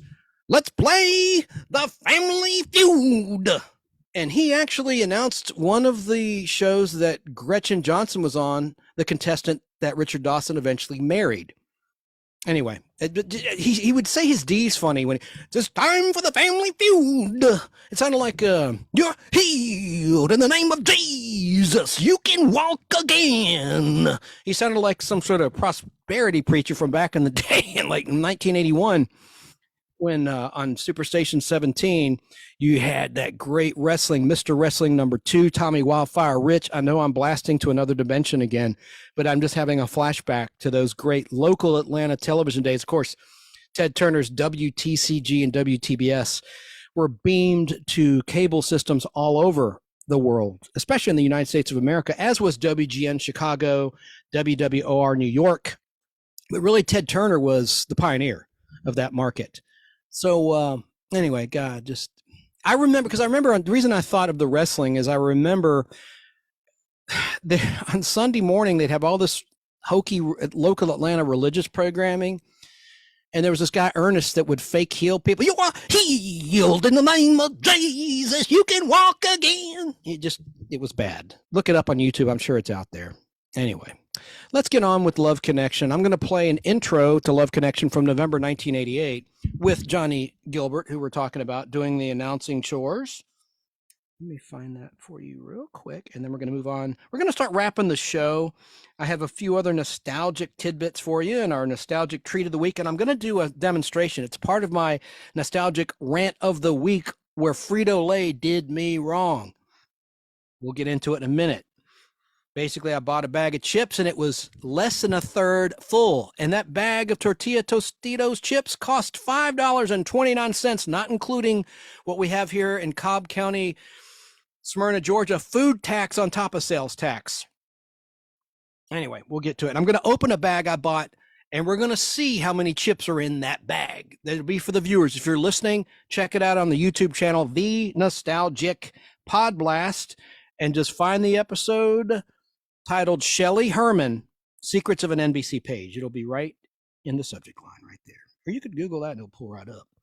So I'm going to play a really, really bad date on Love Connection. Hilarious, hilarious stuff in just a sec. But let's listen to how the very beginning of Love Connection sounded in November 1988, voiced by the great Johnny Gilbert, who is still a working announcer. I'm going to look up his age while it's playing because I think he's 94. Of course, it doesn't matter. You might be listening in 2024 and he'll be older than that by now, but let me just get it. Oh, why is my damn clip playing? This is irritating. I need to quit drinking coffee. I'm like wound up like a top. I'm like a damn spin top. Technical difficulties. Please stand by. Welcome to Love Connection, where old-fashioned romance meets modern-day technology. Where you hear all the intimate details of a first date.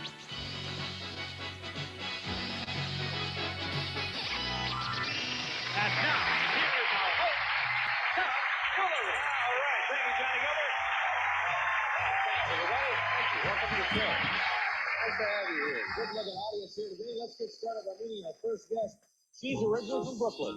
She thinks that sporting events are a good place to meet men, but she claims that she's had even better success meeting men at checkout lines at the supermarkets. Please welcome Linda Konopka. All right, yeah, meeting guys at supermarkets. Yeah, that always works. That always ends well, doesn't it? Just put that little pineapple in a certain direction. They know you're looking.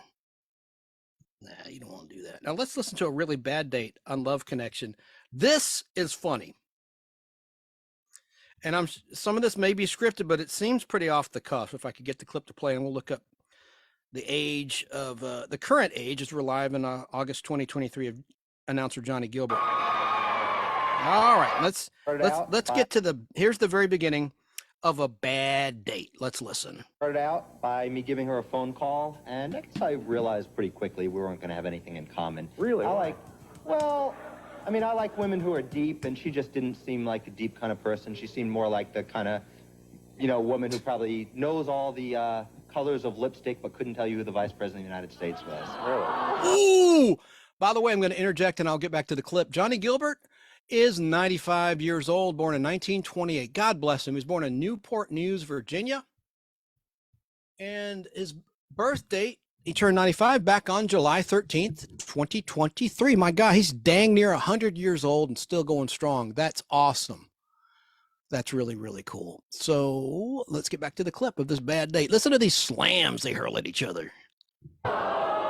Zingers. Well, what's your side of this phone conversation, Robin? Well, I thought he had a monotone voice. He was whiny, and he sounded very boring, and that's how he turned out to be. That's me. That's Chance Bartels. So what happened? In a nutshell. She's kind of half living in San Francisco, half living in San Diego right now, and I'm in San Diego, so you'll have to ask her about that. But she suggested I come up to San Francisco for the weekend. You know, at least the trip will be interesting. So you arrive at the airport, and is she there to meet you? She's there to pick me up. And what was your first impression of her? I guess I was a little disappointed. In her video, you know, she looked cute, but she looked a little bit older in person than her real age. She did have a good body, though. I will give her credit for that. Although I really do have to say, you know, it's a shame she doesn't work out a little less on her body and a little more on her mind. You don't deserve to know my mind. You, I just...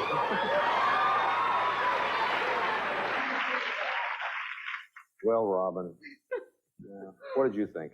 When I saw him, oh, I thought he was so fine, and he was just gorgeous, the man of my dreams. Not...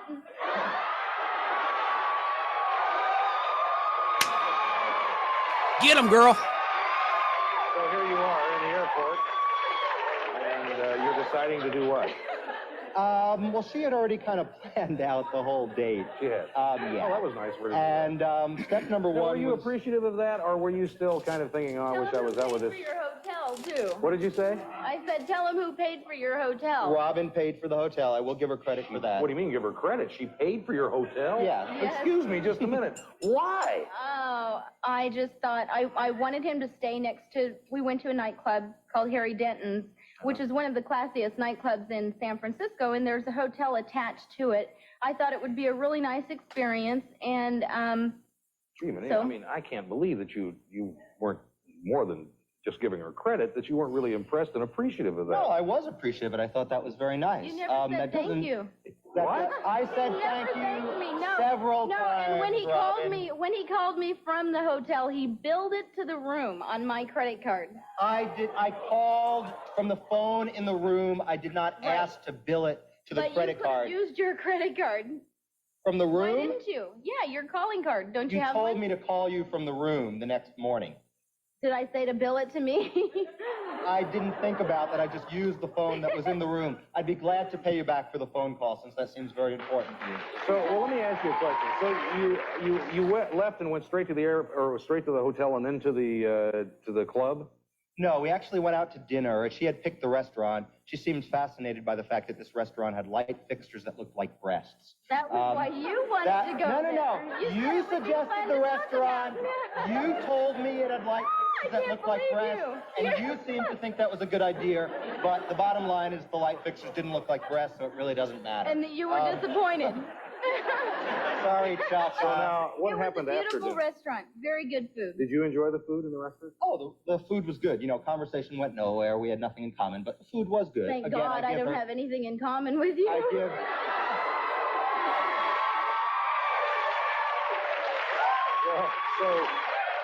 So what happened after dinner? For some reason, she decided to take me to a wedding reception. I don't know. Maybe she felt like since we weren't going to go. You asked me if I wanted to go, and I was trying to be polite by saying yes. If you wanted to see Treasure Island, we could stop by. It's There's beautiful. nothing on Treasure Island to see. It's a military base. You asked me to go to the wedding reception, and I tried to be polite by agreeing, but then you showed me off like an animal in a zoo, introducing me at each table show you off. as, "Hi, this is Kurt, my love connection date. Hi, this is Kurt, my love connection date." Is this true, Robin? I mean, you know, it was. It's true. Part of it's true. I was not showing him off. I was making sure everyone knew that I didn't choose this guy.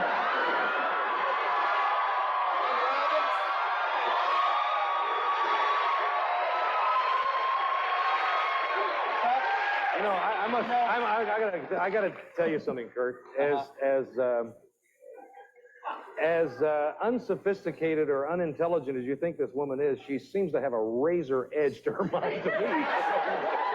How did this date end? She chose not to use it on the date. When we went to a bar, she was wearing a very low-cut dress. She did ask me if she should wear a sexy dress, and I said yes, but this was really low-cut. I would say inappropriately so. Not low. All the other people in the bar were very classily dressed. As she says, it was a classy bar, and so all the male eyes, I noticed, were on one place, and it wasn't on, her face.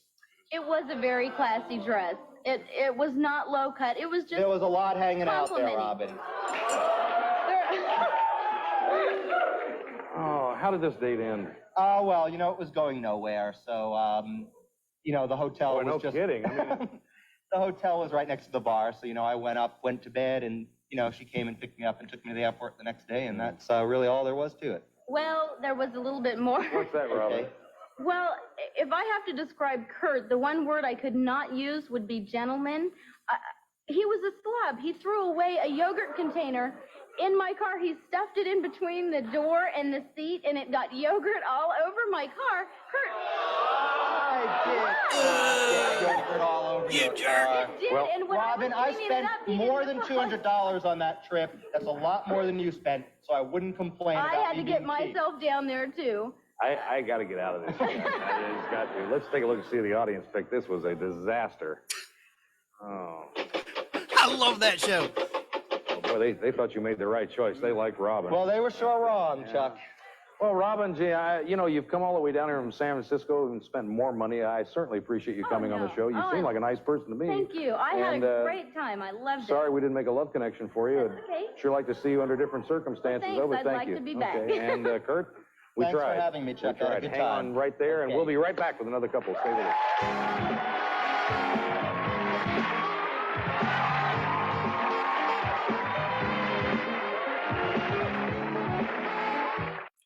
So I got to ask, what the hell did the show pay for? They're talking about paying for hotel rooms out of pocket and everything else, travel money. Oh, thanks for coming here from San Francisco, whatever.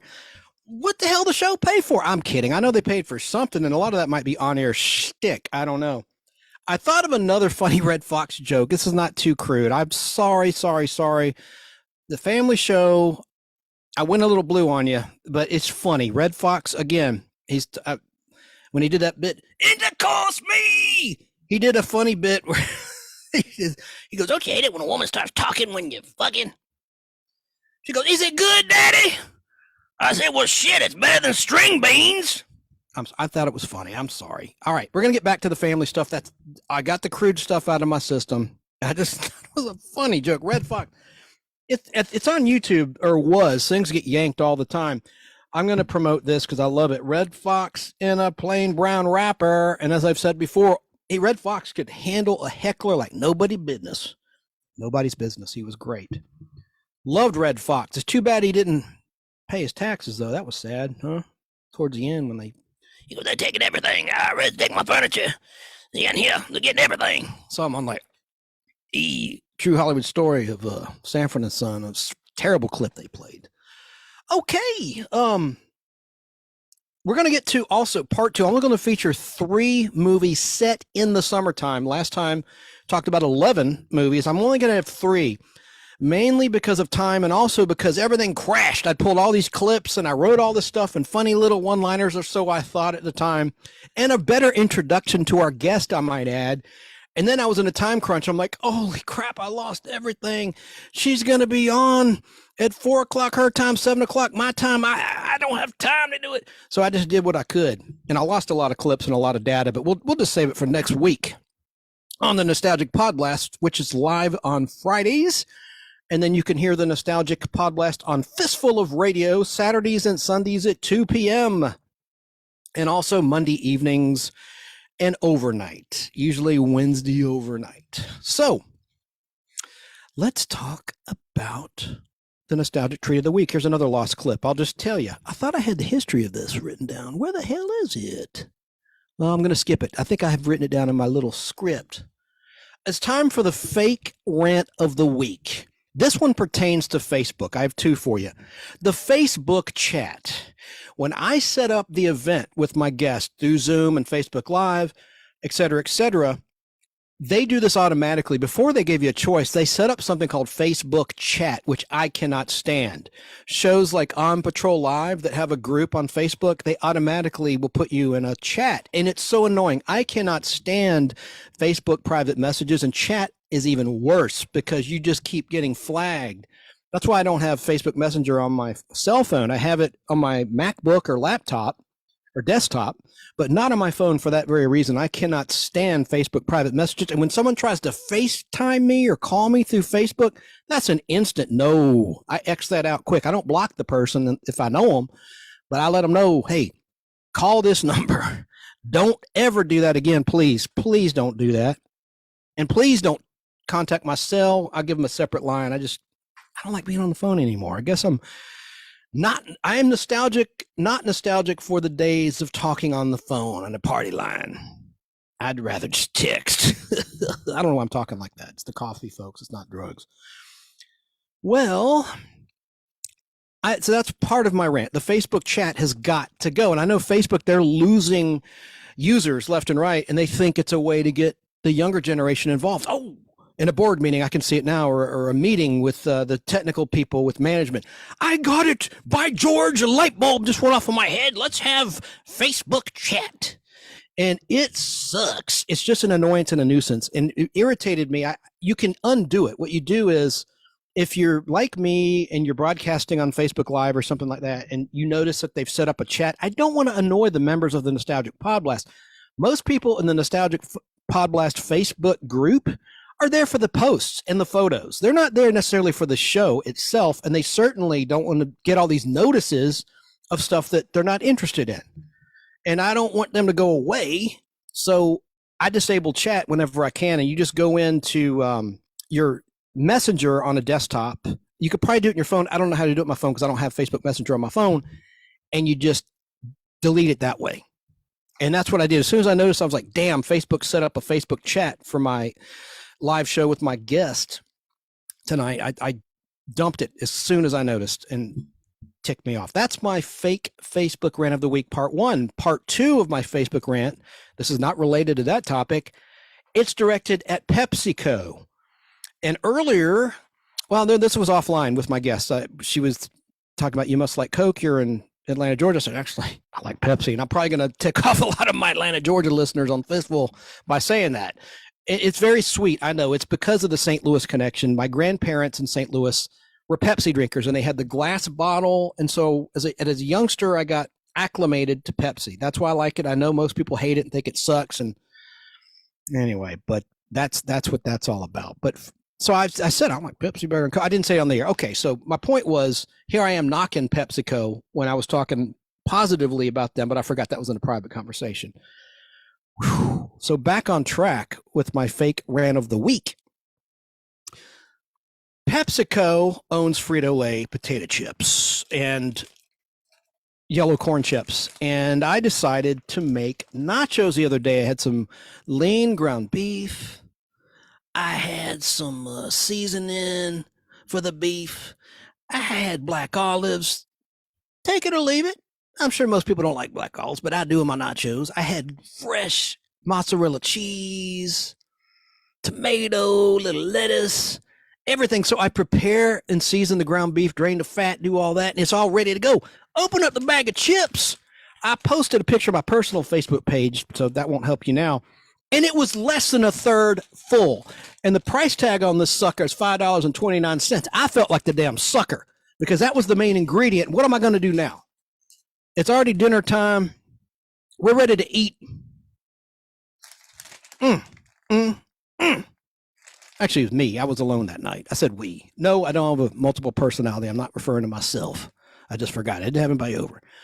But if you're watching on camera in the Nostalgic Podblast YouTube channel or Facebook Live, I'm holding up a bag of the product.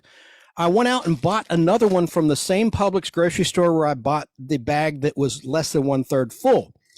I talked to David Ian, who has a really cool show called Open by Chance on YouTube. He and his wife, I met them not too long ago at the Atlanta Record and CD show. And he's got a great voice. He really does. And he used to work for Frito Lay, and he explained to me the reason that happens, it's not a fleece job. I'm not so sure about that, but this is his opinion. He used to work at Frito Lay, I think in Chicago, where he's from. He lives in Conyers, Georgia now. Don't worry, Dave, I'm not going to give away your address, your actual physical address. I don't even know it really, but he told me, well, what happens is that Frito Lay got a lot of complaints about broken chips, whether they're tortilla chips or potato chips. So what they did was they filled the bags with air so that when the product is shipped, they won't get crushed. And so they fill it with nitrogen and oxygen, nitrogen. I forget what he said. I think he said nitrogen, which in Space 1999 would freeze something. I don't know if that's true in real science, but I digress. So I was really ticked off. And so that's to play the devil's advocate. Okay, that's one side of the story. It's well, hell, I'd rather eat busted chips. Just get me my food. I don't care why you fill it with air. Fill it with friggin' food. If it gets crushed, it gets crushed. I don't care. I'll take a spoon to it. Anyway, so what I'm going to do now is open this bag and let's see how full it is. Did I get a freak underfilled bag? Or is this just standard operating procedure for Frito Lay in Atlanta, Georgia? Assuming that this product was packaged and manufactured at the Doraville, Georgia plant here in the Atlanta, Georgia metropolitan area. So since this is fake rant of the week time, this is a real rant for me now. Let's open this bag. I'm not looking at a monitor. I'm going to open it. Listeners, bear with me. I'm just going to open it and see what is inside. Nothing up my sleeves. I'm wearing a Hawaiian shirt for the viewers, so this isn't a magic trick. The bag is sealed. It does feel kind of full. Let's see what's going on here. Yep. It's, again, 1/3 full. I hope this shows up on the camera. I'm going to show it at different angles. This is bull crap. And I did file a complaint at PepsiCo's website with photos. They said they get back to me within 48 hours, 24 to 48 hours. It's been 3 days. Frito Lay, you're failing. And I'm going to expose you. I think this is the fleecing of America that Andy Rooney talked about on 60 Minutes. All these products, you get less and less toilet paper, paper towels for more price. And all of this inflation we have going on right now, God, look at that. Can you see that? Damn it. Hang on. Gosh, bless America. Hope that's showing up on the camera. There's no tortilla chips. This is simply organic Tostitos yellow corn chips with sea salt. Nothing in there. Nothing in there. I thought I was going to have egg on my face when I opened it and it'd be a full bag. So, hey, that proved my point. Let me just look at the camera before I move on, and the show's going to wind up soon. I want to make sure you can see. Let me get a light to it. Make sure this is showing up. Damn it.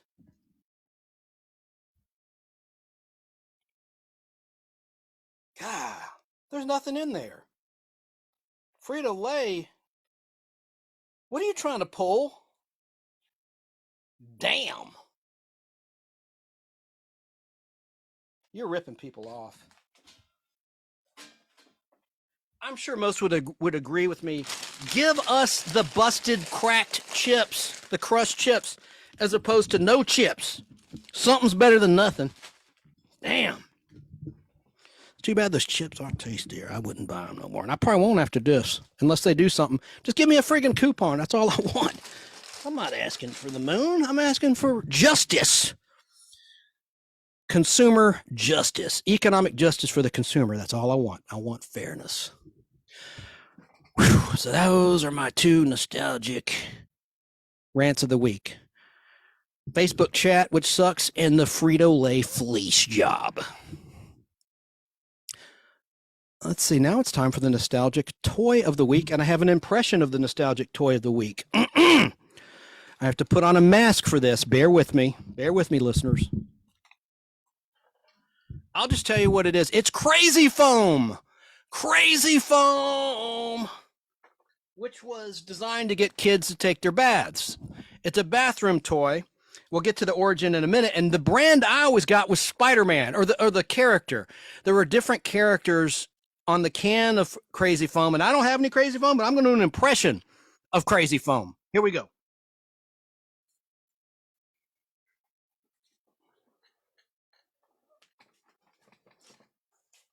God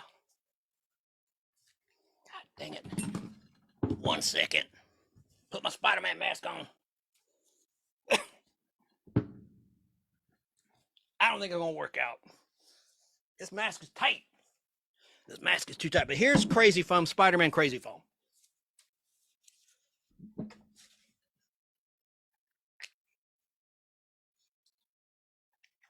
It's just shaving cream. It's just shaving cream, and it went everywhere.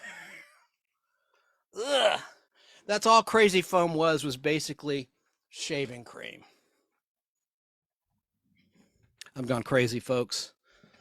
Oh, I've been crazy. Still crazy after all these years. Smells good. There's actually Barbasol shaving cream, which is pretty inexpensive. It's way less expensive than Gillette on the marketplace. So here's some origin. I got all over the place of Crazy Foam. In the beginning, our nostalgic toy of the week, Crazy Foam first appeared at bath time in 1965. And it was manufactured by the American Aerosol Company, released with a variety of characters, both licensed and generic characters. It was called the Fun Foam Soap, which made bath time more creative and interactive for kids, combining a way to get clean with the novelty of playing with their favorite characters. Now, Crazy Foam arises from the foamy depths of the drain to make bath time fun once again, making baths fun again. Bigger and better with a larger can and features an easily accessible button to spray the Crazy Foam with. The new Crazy Foam combines body wash, shampoo, and conditioner. Still the fun foam we all know. That's copy for a newer advertisement. Originally produced by American Aerosol Corporation in the 1960s, with bland character designs, licensing deals were made in the 1970s to produce packages with character faces, like Spider-Man.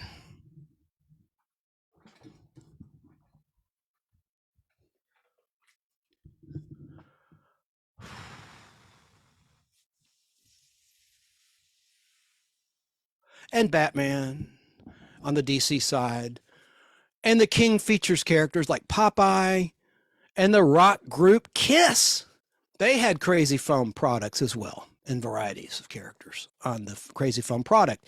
It was a product that had similar composition of propellant foam shaving cream, which was not as effective as bar soaps in getting clean.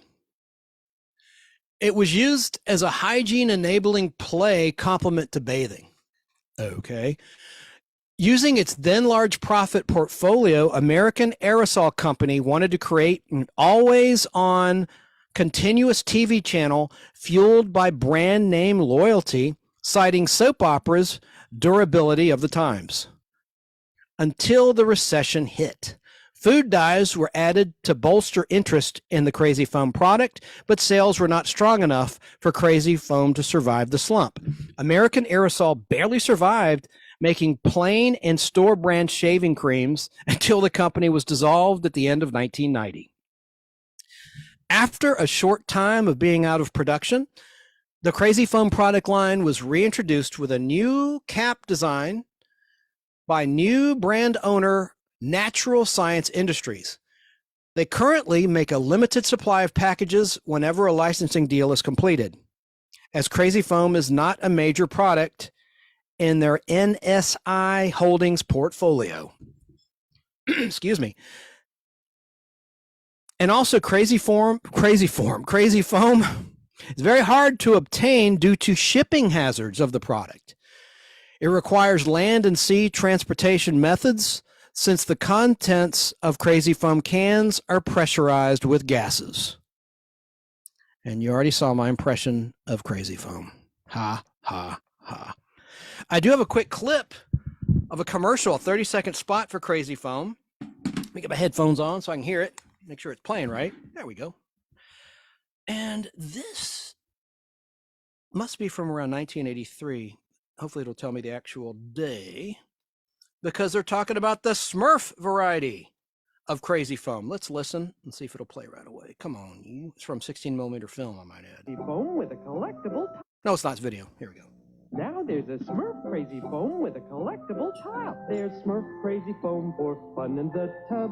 Smurf is surfing. There he goes to help you wash from toes to nose. You can scrub a dub-dub with Smurf-made suds. You can rub a dub-dub with a Smurf in your tub.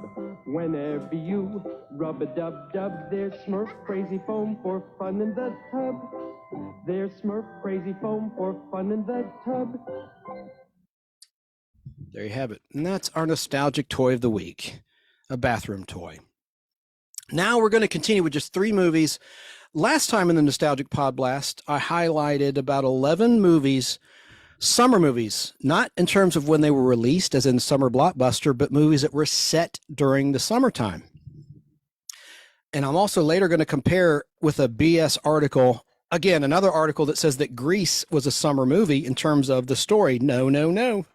There was one scene where John Travolta's character, Danny, meets Olivia Newton-John's character, Sandy, in Australia. And that's it. And the rest is set during like pep rallies, dances. I'm sorry, in the summertime, you don't have a school dance because there's no school in session. So all these online articles are incorrect. You're wrong.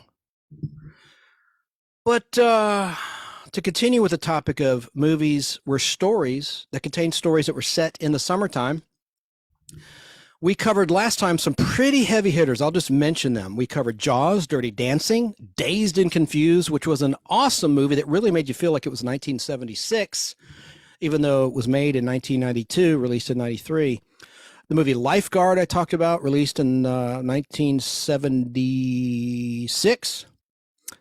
Stand By Me, The Goonies, On Golden Pond, which I love. That has a lot of heart in it and a lot of great actors. Meatballs, Little Darlings, National Lampoon's Vacation, and the one that many say started the trend of the summer movie, Beach Party from 1963. At least it started the summer beach movie of the 1960s with Annette Funicello and Troy Donahue and Frankie Avalon. And by the way, Frankie Avalon got his start on the Jackie Gleason show in the Christmas 1952 episode where he came out. He was 12 years old, I believe, at the time, and he played Blue Skies on his trumpet. Talked about it in the Honeymooners Podblast. I think that was way back in Podblast number 3, back in 2019. Covered that. So those are the movies we talked about before. So that's why I wanted to recap so that when I go through these 3, I didn't want someone who missed the last edition of the Nostalgic Podcast to say, what about Jaws, man? You crazy. What about the Goonies, On Golden Pond, Meatballs? This guy don't know squat.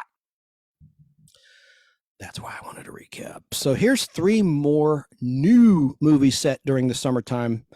And these are pretty much classics as well. Let me cue up a clip, but we're going to start with George Lucas's first mega successful movie. Before Star Wars, I'm just going to give you some hints. I know most of you are intelligent. My audience is an intelligent audience. The Nostalgic Podblast listeners are very smart. So you're going to know what it is before I even play a clip. I'll give you another hint. It's set during the summer of 1962. Yeah. Of course, we're talking about American Graffiti, which was released on August 11th, 1973 by Universal Pictures.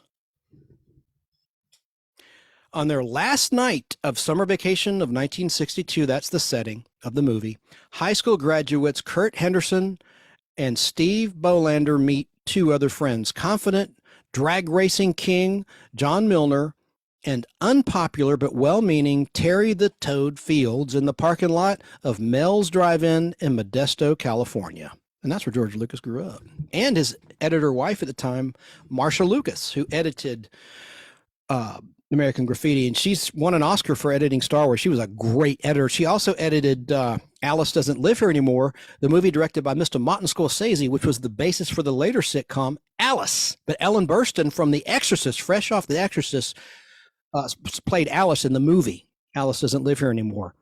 And the boy who played Tommy in the movie was in the pilot of the TV show Alice, Mel's Diner, Alice the sitcom with Linda Lavin as Alice.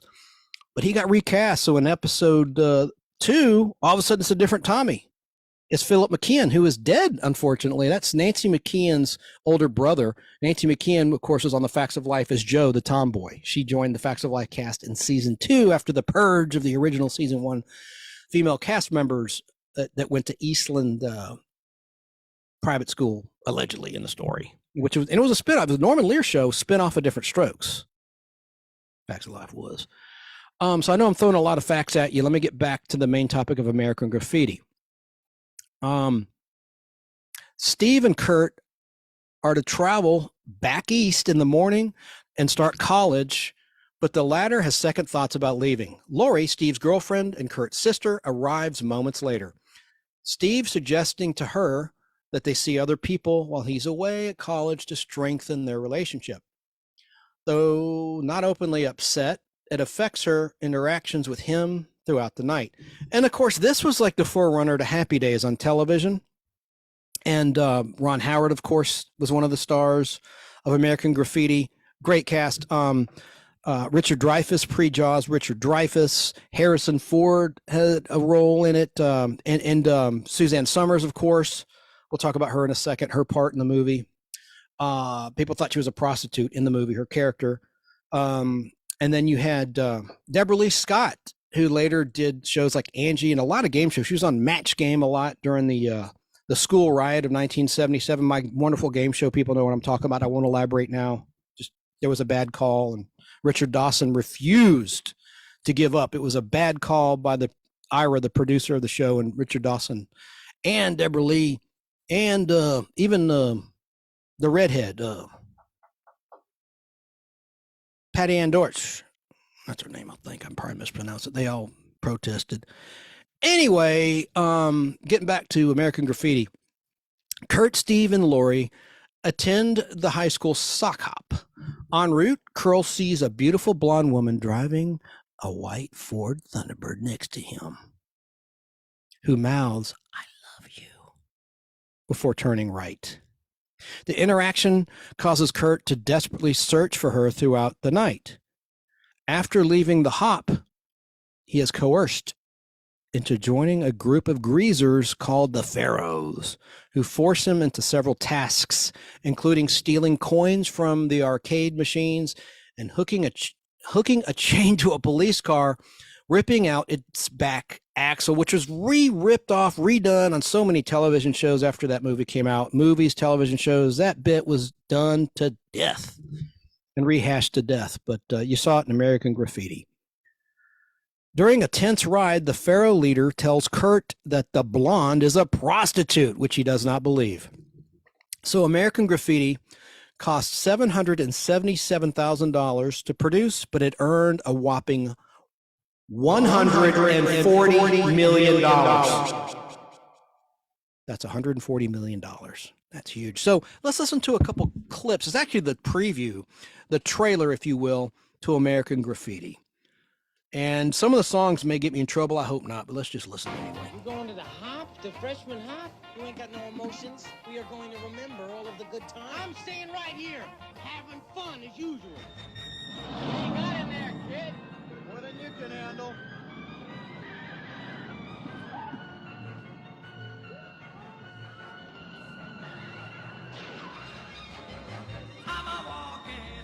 I don't think I can get away with these songs, folks. There, man. What's that supposed to be? Sort of a cross between piss yellow and puke green. Harrison Ford. Your car's uglier than I am. That didn't come out right.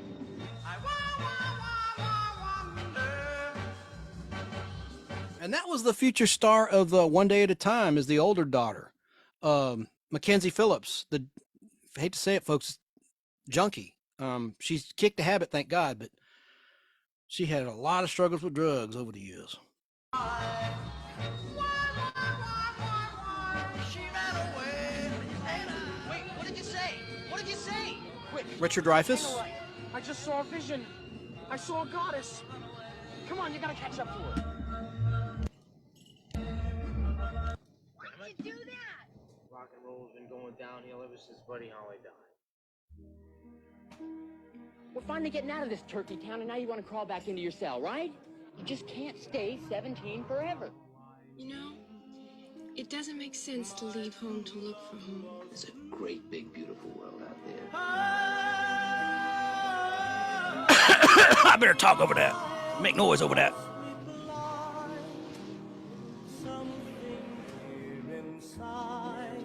All right, you know the movie. It's a classic. It's a great movie. It's probably streaming somewhere. I should have researched that. Here's another quick clip from the trailer of American Graffiti, the original trailer. 10, 11 o'clock, 12 o'clock, rock, we're gonna rock around 10 o'clock tonight. What did you say? Someone wants me. Someone roaming the streets wants me. And I bet you're smart enough to get us some brew. A ballpoint pen, a pint of Old Harper. Okay, you got an ID for the liquor? No, I left it in the car. You'll have to get it before. Oh, well, I also...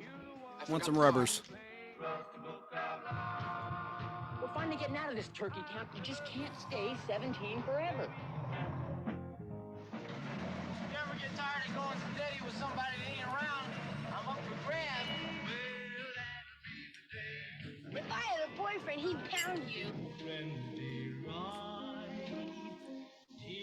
And of course, Cindy Williams was in the cast, and she had done some serious movies, including American Graffiti. She did one after American Graffiti, released in '74 by Brian De Palma, which had a young Harrison Ford in it, and Gene Hackman, The Conversation. A good paranoia piece. And of course, American Graffiti is a great coming of age piece, as we all know. What's wrong? Go to hell. Get your boogaloos out, baby. The Wolfman is everywhere.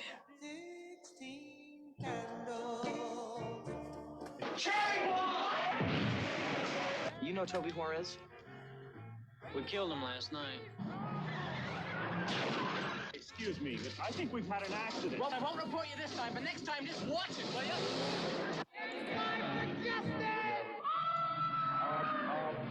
So near Harrison Ford's line, "I ain't nobody, dork." There we go.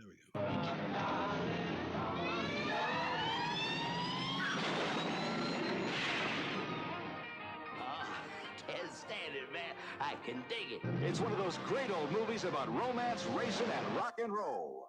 Oh, American Graffiti.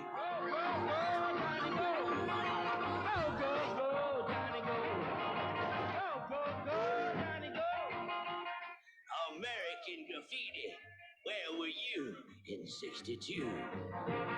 Yeah, baby. That hokey voice of his, Great Wolf Man Jack, rated PG.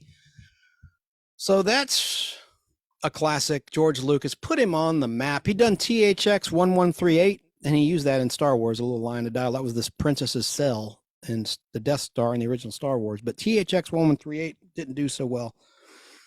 But then 2 years after that release in '71, American Graffiti was a smash success. As I said, making 140 million when it didn't even cost $1 million to make. Cost $777,000. So the second of three movies set in the summertime I want to cover tonight is The Graduate, another coming of age film released on December 21st, 1967 in the USA. So The Graduate is a romantic comedy dramatic film directed by Mike Nichols and written by Buck Henry, who wound up co-creating the TV show Get Smart with Mel Brooks. And of course, he had a classic bit on Saturday Night Live with John Belushi, the cheeseburger bit. Buck Henry, he had glasses. He was kind of a nerdy looking guy. Anyway, let me get back on track. So The Graduate was written by Buck Henry and Calder Willingham. And it was based on the 1963 novel of the same name, The Graduate, by author Charles Webb, who wrote it shortly after graduating from Williams College.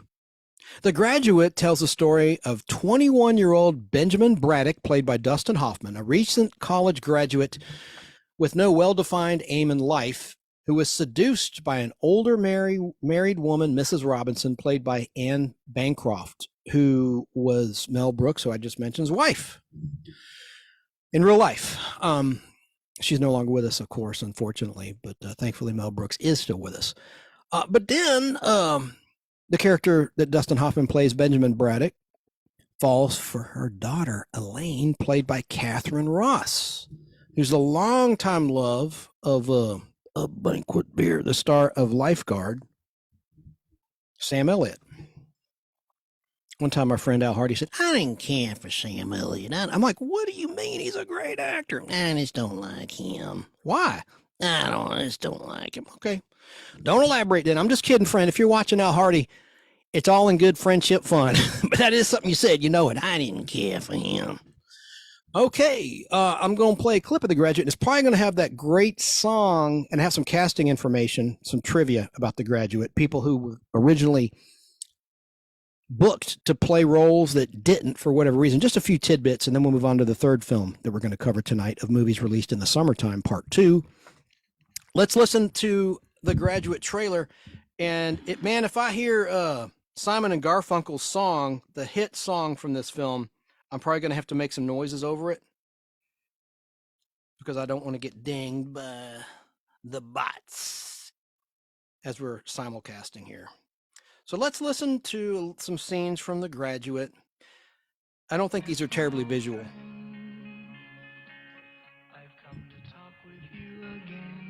So I better just... Be quiet. I've got Ben's college yearbook here, and I just want to read you some of the wonderful things about Ben. Hey, there's the award-winning scholar. We're all very proud of you, Ben. How are you, track star? What are you going to do now? I was going to go upstairs for a minute. Oh, I meant with your future. Your life. Well, that's a little hard to say. Because a vision softly seeds while I was sleeping. Excuse me. Robinson, you're trying to seduce me. Aren't you? Have you gotten us a room yet? She wasn't even that attractive. I haven't, no. No offense to Mel Brooks. I'll get undressed now. Is that all right? Sure. Shall I? I mean, shall I just stand here? I mean, I don't know what you want me to do. Why don't you watch? Oh, sure. Thank you. Mrs. Robinson, do you think we could say a few words to each other first this time? I don't think we have much to say to each other. Benjamin, are you having an affair with someone?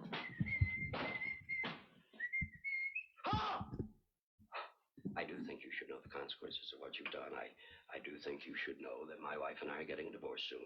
What happened between Mrs. Robinson and me was nothing. It didn't mean anything. Well, that's not saying much for my wife. Point is, I don't love... Future mayor in Jaws, great actor Murray Hamilton, of course. Wife, I love your daughters, sir.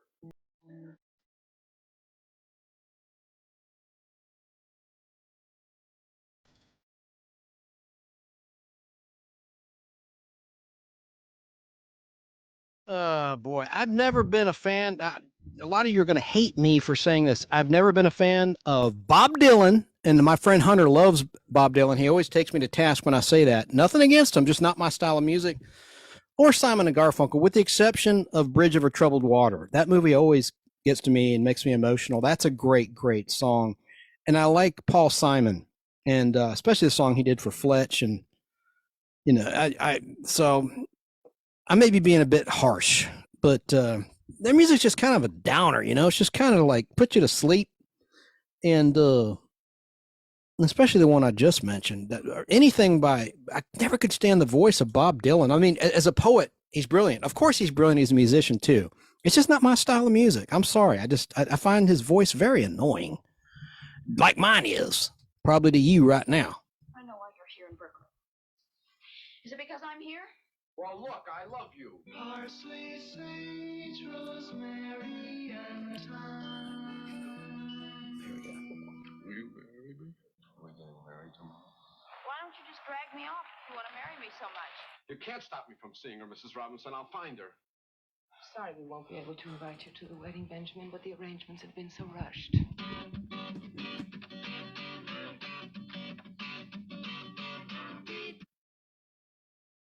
This trailer's making me depressed. I'll just cut it right there. There's another minute left, but we got to move on. But it was a huge success. The Graduate cost $3 million to produce, and it made $104.9 million at the box office. Now, here's the brief casting trivia as I try to queue up another clip for the next film, which is a similar film to The Graduate. Let's see if I can get it. Cut my volume so I don't give it away. Hang on, guys and girls. Almost done with the show. Yeah. Okay. Yeah. Got it. So, did you know? Here's some casting trivia.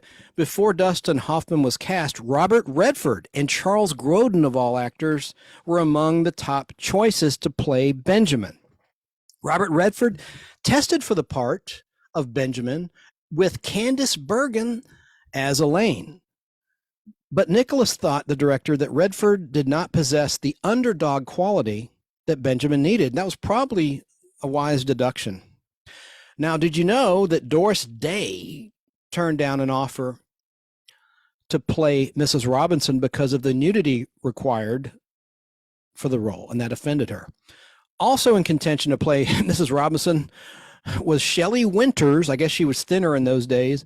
Ingrid Bergman, Ava Marie Saint, easy for me to say, Ava Gardner, Patricia Neal, Susan Hayward. Ugh. She went on to do Valley of the Dolls, or she had done Valley of the Dolls right around this time. Deborah Kerr. And by the way, Susan Hayward replaced Judy Garland in Valley of the Dolls because of her drinking. She couldn't finish the shoot. They had to reshoot all her scenes, as you know, for Valley of the Dolls.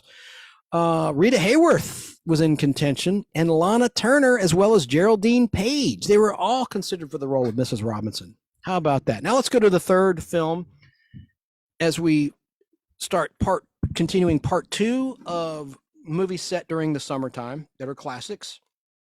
We got to definitely mention this one.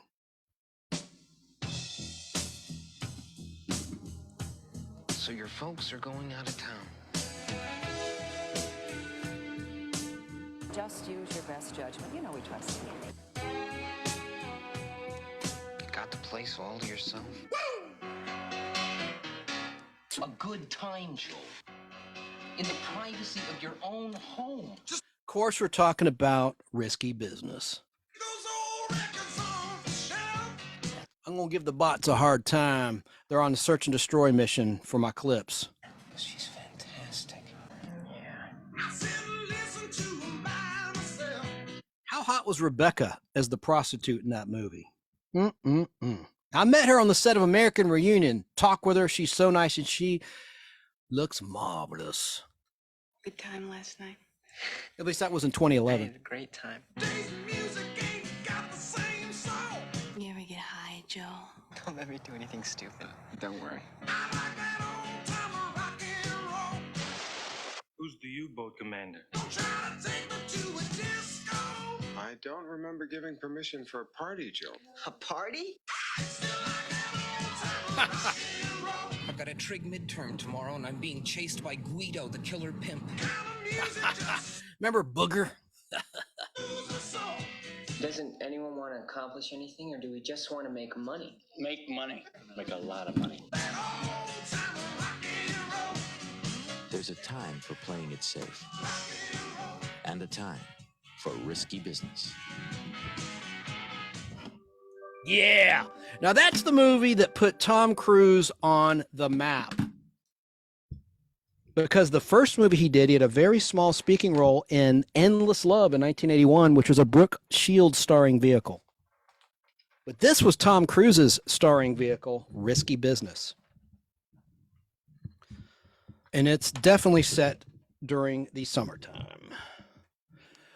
So, Risky Business was originally released in movie theaters in America, North America, the United States of America, on August 5th, 1983. The film cost $6.2 million to make, but Warner Brothers netted $63.5 million. Wow, that's incredible. And that's also the final movie I'm going to feature in this edition of the Nostalgic Podblast of movies set during the summertime. And the idea is I'll hopefully give you ideas of classics that you may not have seen in a while, or that you don't know of. If you're a young person that has never heard of these movies or seen them, you should look at streaming services like Tubi, Paramount Plus, Disney Plus, Netflix, Prime, whatever. Look for these movies and see if you can find them. In the old days, we just go to Blockbuster Video and rent them. Be Kind, Rewind. But of course, that's a thing of the past. Everything's streaming now, right in the sanctity and privacy of your own home. You can just pull it up. It's excellent to me how you have access to all of these films and television shows at your fingertips. There's nothing to rewind anymore, that's for sure. And now, another movie, this is not related to summer releases that I discovered on video. I can play VHS tape and convert anything to DVD. And this is a movie Cliff Robertson directed from 1980. It's called The Pilot, and it's just like Flight. Remember the movie Flight starring Denzel Washington about an alcoholic pilot of working for a major airline? That's what this movie's about, and it's on YouTube. It's on YouTube, and the quality isn't great, but you can find this movie on YouTube, and I found it to be excellent. That's from the movie poster. Diane Baker's in it. The reason I wanted to watch this movie, and I found a copy on eBay on VHS, was because Kitty Sullivan is in it, and those that may have seen the Patty Duke edition, the Patty Duke Podblast, the Nostalgic Podblast, where I talked about the Patty Duke Show, among other things, I mentioned Kitty Sullivan, who was an actress who played Sue Ellen Turner, who was Patty's character's nemesis. I know some of you say, not Patty Duke again. Please shut the hell up about Patty Duke. I'm going to be real quick. Trust me. Well, she plays a stewardess in this movie who suspects that Cliff Robertson's character is drinking while he's flying the airplane. And she starts taking notes. She narcs on him and tells on him. And it's the only thing she ever did outside of the Patty Duke Show. And she was only in season 1 and 2 of the Patty Duke Show, which was shot in New York. So I assume it's because she lived in New York, and then Patty Duke Show relocated to California, and I guess she was New York based. That's why you never saw her again after season 2 of the Patty Duke Show. But she's in this movie, and she's a fine actor. I loved her character of Sue Ellen Turner as Patty's nemesis, and she was after Richard, and she was the daughter of a banker. She's very wealthy, and I loved her voice, that actor Kitty Sullivan. So that's why I got my hands on this movie, and then I watched it. I'm like, damn, this is a good movie, and it's about the serious subject of alcoholism. And like I said, Cliff Robertson directed the damn thing. So look it up on YouTube, The Pilot. Just a little, boredom killer. Here we're in the dog days of summer as we're live in August 2023. Things kind of get boring after the 4th of July. So there's a tip for you. Now it's time for the nostalgic treat of the week. Nerds like me, the candy. Nerds was a candy, and still is a candy, launched in the United States of America in 1983 by the Sunmark Corporation under the brand name Willy Wonka Candy Company. Nerds are now made by the Ferrara Candy Company, which is a division of the Ferraro Group. Nerds usually contain 2 flavors per box, and they're usually pink and purple in color, and each flavor has a separate compartment and opening. And I had found a commercial. It's really hard to find a commercial for Nerds. It's vintage, like from the 80s or even the 90s. It was all from 2005 and up. And I found one. And then, as I said earlier, everything I prepared this morning and this afternoon got lost, including this clip. So I didn't have time to find it. And it wasn't even that good a clip anyway, to be honest with you. So that's the nostalgic treat of the week, Nerds, which you can still find today.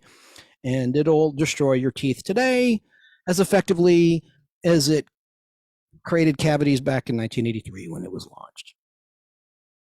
Oh my gosh, I've got to tell you really quickly about, well, before I get to Remind Magazine and all the great things they do, I want to explain something. For the last couple Podblasts, including this one, I've shown anyone watching on camera in the Nostalgic Podblast YouTube channel.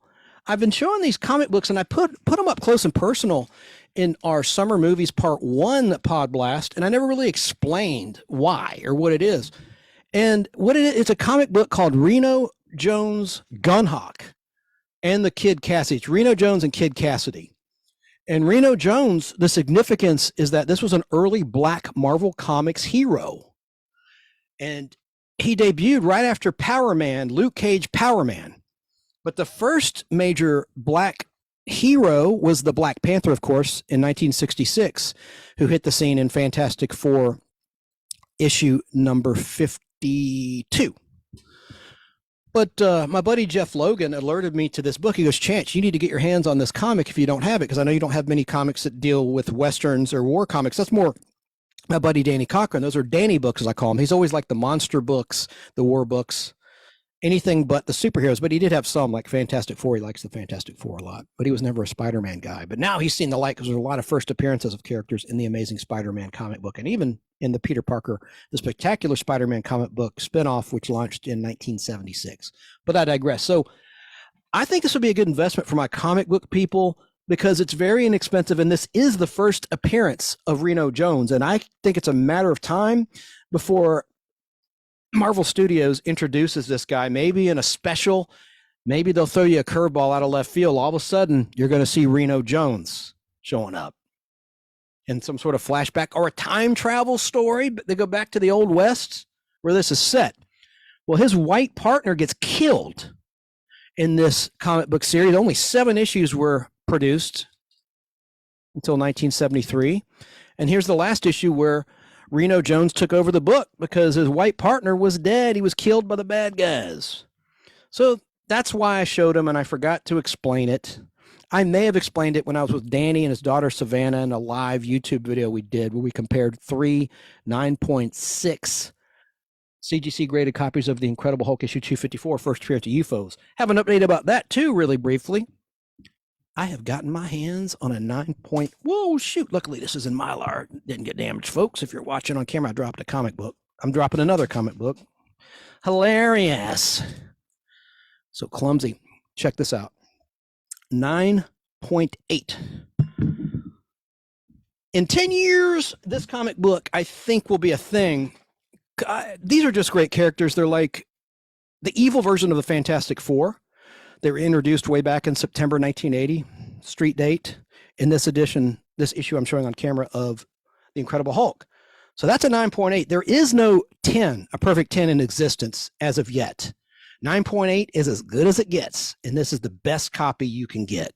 And I got one. Look at that. Front and back. There's not a thing wrong with that book, and it's sealed, which will last for 100 years, allegedly. Also, item I want to say, please pray for Mark Goddard. I pray he's okay. He was hospitalized, as we're live, recently with pneumonia. He played Major Don West, most notably in the classic Lost in Space show, but he did all sorts of other shows too, like The Detectives before Lost in Space, which is a very serious show. He did guest spots in The Fugitive in season 2 of that program and a lot of other shows. And God, I hope he's okay.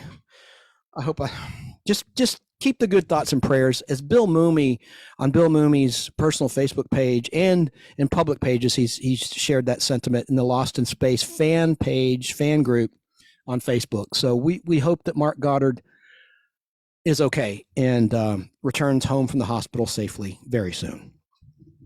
Now, I did talk about this.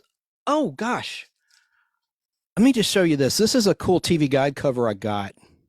And that's Julie Summers, the actress. And this is when she was on the show called The Governor and JJ. I showed the comic books, the 3 Gold Key comic books last time, which was a strange television series to make a comic book title from, because it's just not kid friendly. It's not a kid show. It was an adult sitcom. I mean, it wasn't adult, like R-rated adult. I mean, it just didn't appeal to kids, is all I'm saying. But I discovered her in The Fugitive because she played William Shatner's girlfriend, and she kills William Shatner's character in that Fugitive episode from season 3. It'll be on MeTV before too long, Sunday night at 2 a.m., technically Monday morning, DVR it, called Stranger in the Mirror. And who else is in that Fugitive episode, along with Julie Summers, is Norman Fell, future Mr. Roper in Three's Company. The hilarious and impotent Mr. Roper, Stanley Roper. Stanley!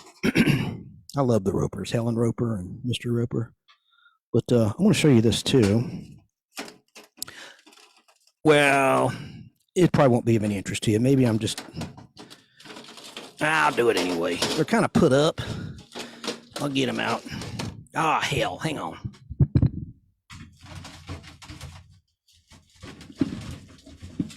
Talking about the UFOs, I think it's a matter of time before they show up in the MCU. I'm repeating myself. There's the 3 9.6s. In case you were wondering, which I featured before. Most of you won't even know or care what I'm talking about, but I just wanted to show on camera. There's the 9.6s, and there is no 9.7, by the way. It's either 9.4, 9.6, 9.8. There have been rare 9.9s, and I think there's been 110, not of that book, but of other comic books that were graded by CGC, which is universally accepted as the #1 comic book grading company and one of the first, if not the first. Someone correct me on that. And I'm going to show one other quick comic book cover, just because I think it's cool artwork. Oh, Julie Summers. The reason I mentioned her, there's an online autograph company that has an address you can mail things for certain stars. And I sent her 2 of the comic books to sign, along with return postage and a handwritten note and a nostalgic Podblast sticker. And I extended an invitation for an interview because I think her voice is just so sweet. And I wanted to talk with her about The Governor and JJ and acting with William Shatner in The Fugitive and The Invaders. She was in an awesome episode of The Invaders playing the hero David Vincent's sister-in-law. And she did other really cool roles too. And she was in a movie I saw as a kid that I loved. One of the Herbie movies, the Herbie Goes to Monte Carlo. She played the female race car driver. And it sounds like I got a crush on her or something. I'm not crushing on her. I just liked her voice, and I think she'd be an interesting interview, but she may be too shy. I haven't seen many interviews with her, so I'll probably get turned down and rejected for an interview, but at least maybe I can get an autograph. I said, keep one of the comic books. Just mail me one signed if you would be so kind. So hopefully she's doing well and good health and will send me that autograph. I'll be very, very happy if she does that. Julie Summers. Now it's time to talk about our friends at Remind Magazine as we wind down the Podblast. Talked last time about this great cover with Christopher Reeve. Found out later he's also Christopher Reeve as Superman on the cover of Life magazine in August 2023. So he's on 2 Superman covers. I learned that from our friends at Superman Homepage, which is a live YouTube show at 10:30 at night, Monday night. They're geared towards the West Coast, which is 7:30 their time. I hate that, having to stay up late, but it's an hour long. It's always exactly an hour long. It doesn't have varying lengths like this program, the Nostalgic Podblast, but it's a pretty good show if you like Superman. It's not just Christopher Reeve stuff. They cover the current projects, the animated projects, the current show on the CW network, and all things Superman. They do a great, great job. And I was live on there on camera last Monday, and damn it, I hadn't taken my shower because I was under the weather, and you see just a huge bald spot in the back of my head when I turned around to show some Topps Superman the movie cards. I have a sealed box, and man, I'm telling on myself right now, but my hair's not that damn bald. It just I hadn't showered. It poofs up when I shower. I'm sorry. It's embarrassing. Now, I'm going to show you. There's some Space 1999, a box of those cards. I think from Flair. Donruss Company. I keep saying it's Flair. It's Donruss Company, the other company besides Topps that made television cards, and sports cards, of course. But Donruss, Flair, and Topps were like the 3 card companies. So about Remind Magazine, let me look at my monitor and see if that book is on camera for the viewers. I can't tell. Shucks. Where are you, my little friend? My camera froze up. There, of course, is a great deal. It's only $1 an issue. Now, if you go to Barnes & Noble, Remind Magazine will cost you $5 on the newsstand. So this is a dang good deal. And I want to apologize to our friends at Remind. Told a couple of Red Fox jokes that are a little blue, but that was a while back. I try to keep this family friendly as they are. But they write stories for adults, not adults meaning R-rated content, but they don't insult the intelligence of the reader. They talk about the 1950s, the 60s, the 70s, and the 90s. Really 50s to the 90s, that's their wheelhouse. And they do an excellent job. And there's games, there's comics. It really taps on your inner child. Let me see my monitor here, but I love seeing Christopher Reeve. Yeah, there we go. Okay, that's on camera. Goody, goody, good. So you can see, anyone that's watching, what the latest edition looks like as we're live. Now, here's the offer. I think this would make a great birthday gift for someone because they'll think that you spent a heck of a lot more than just $12 for a whole year of fun delivered to them each and every month in their mailbox. Just $12. You can't even get a streaming service for $12 a month, much less $12 for the entire year or $1 a month. And there's no tax. There's no sales tax. It's awesome. No postage. It's all included. $1 a month. It's a great magazine. So, as I've always said, if you're here, the chances are you like nostalgia. Well, this monthly magazine, Remind Magazine, is absolutely jam-packed with interesting articles, full color photos, interviews with your favorite stars and creators and personalities, and lots more. Remind Magazine offers fresh takes on popular entertainment and pop culture from days gone by. Each issue has dozens of brain-teasing puzzles, trivia quizzes, classic comic books or comic strips, and monthly themed features, as I said, from the 1950s through the 1990s.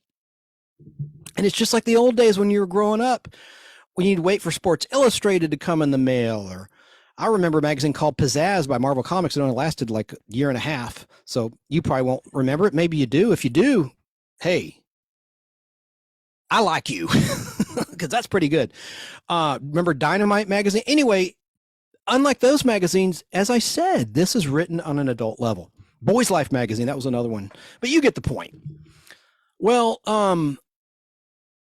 here's how you can get this offer, and it's going to expire soon. It's an introductory offer, $12 for the entire year. Makes a great birthday gift or a gift to yourself to cure the summertime blues. Just go to remindmagazine.com to order. Or you can call old school, toll free, and talk to a human being. And the number, if you're ready, is 855-773-6463. That's 855-773-6463. And you can order with your Visa, MasterCard, American Express, or Discover card with a human being or on their website, which is totally secure. And please mention the Nostalgic Podblast when you order. Thank you. Now, ladies and gentlemen, ladies and germs, as Elvira used to say, I'm the germ, not you. Time for the old-fashioned expression of the week. And I lost my history. We'll talk about it next time. But here's the expression. I'll just tell you the expression. And that's going to be probably the last thing that we talk about tonight, because I've already gone probably close to 4 hours. Here's the old-fashioned expression or nostalgic expression of the week. Don't have a cow. I'm going to look up. And now, of course, Bart Simpson said, don't have a cow, man, but don't have a cow existed before The Simpsons did. I had that all written down, but everything crashed. I was so upset, but I just loved our guest tonight. That really put me in a good mood when she came on and talked about her experiences working on the Johnny Carson show, talking about our guest, Shelley Herman. And I, again, want you to please consider buying her book at Amazon or Barnes & Noble's online platforms. Let me look up real quick here.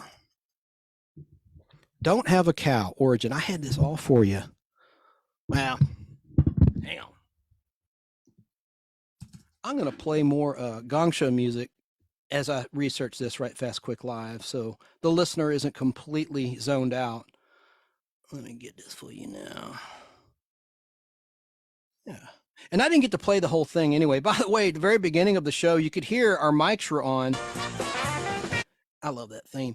And she was looking up when Fred Silverman died. We were talking offline. I had a brain toot. I forgot that he passed away. I thought he was still alive. She goes, oh, no, he passed away. Anyway, so you'll hear her asking Siri about Fred Silverman. And usually it's, this is a show where you wouldn't hear anything. That should have been behind the scenes. But because of me screwing up, you heard that. So I just want to explain that. But let's listen to this music while I research Don't Have a Cow expression.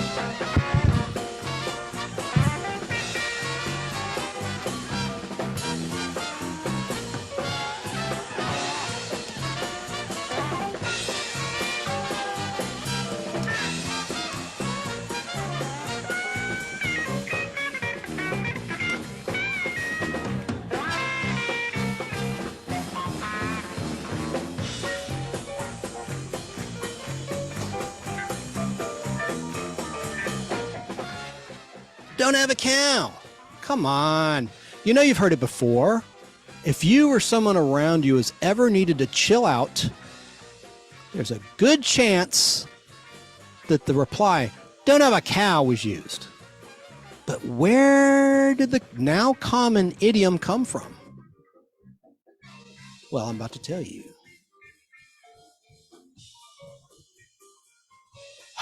Here's how the term don't have a cow originated. The phrase don't have a cow, quote unquote, has been around for decades. as far back as the 1950s. While the exact origin isn't clear, it appears that there was a British saying along the same line. However, it referenced having kittens rather than a cow. What, don't have a pussy? Excuse me, I'm just kidding. The cow catchphrase is certainly a descriptive one that doesn't conjure up the best imagery. In general, the term means don't flip out or calm down. It's usually reserved for someone who is overreacting to a situation that isn't serious. It definitely isn't the most sensitive way to address an upset individual. But that's probably why a lot of teens use it when talking to one another. Do they still use that expression? When was this article written? All right, well, famous uses of the expression don't have a cow. Though it had already been a catchphrase since the 1950s, it wasn't until the 1980s when the term began to pop up frequently in TV shows and movies. One of the earliest known uses was on the 1982 Facts of Life episode titled Mind Your Own Business. Of course, the most recognizable use of the term don't have a cow comes from the Simpsons character Bart Simpson. Thanks to this little yellow guy and all of the merchandise of that character, the term was highly popularized in the early 1990s. However, the term was used in cartoons before Bart Simpson came into being. Shaggy Rogers from the hit cartoon Scooby-Doo also used the phrase quite often among his other zany comments. That must have been in the later versions. Do you think that was in the late 60s, early 70s? I don't recall that, but I could be wrong. So there you have it. That's the origin. There's no specific date, but it says it goes back to the 1950s in this article. And the reference, let's see, this is squarecowmovers.com. Okay, there you go.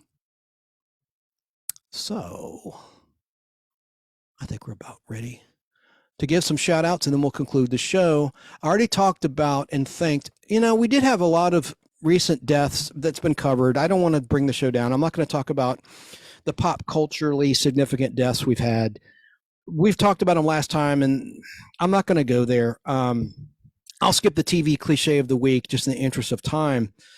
I encourage you to rewind this show and listen to our guest, Shelley Herman. Shelley is spelled Shelley. Herman as in Herman Munster. Shelley Herman. Did I screw that up? Let me make sure I didn't screw up her name. I want to thank her again for being a guest on the Nostalgic Podblast. And I'm glad she agreed to come back on the show. Let me see here.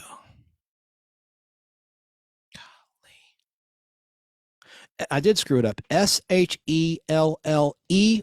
Shelley Herman. Thank you again, Shelley Herman. As I'm struggling right now. Struggling. I'm dying here as the show winds down.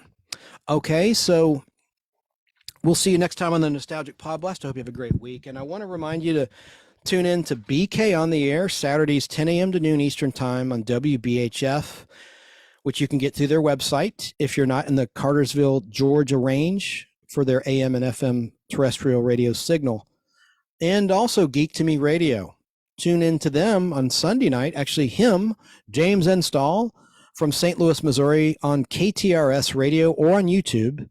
Most Sundays it's on YouTube as well, simulcast live. And that airs at 7 p.m. Pacific Time, 9 p.m. Central Time Sunday night, and 10 p.m. Eastern Time. It's a 1-hour show. Check out Thrash Pondo on YouTube Sunday and Monday evenings. He's a really nice guy. He does a nostalgia YouTube show. Open by Chance. Look up Open by Chance on YouTube. They have a great toy and comic book related show if you're into that stuff. And they talk pop culture and television and everything. It's a husband and wife team and they do a great job. Really professional looking video. Superman Homepage live on YouTube Monday night at 10:30 Eastern, 7:30 Pacific Time. It's a 1-hour live show that's on YouTube and Facebook Live, I believe, and they're awesome. They have a lot of followers, and they've been around for decades now. The website, supermanhomepage.com.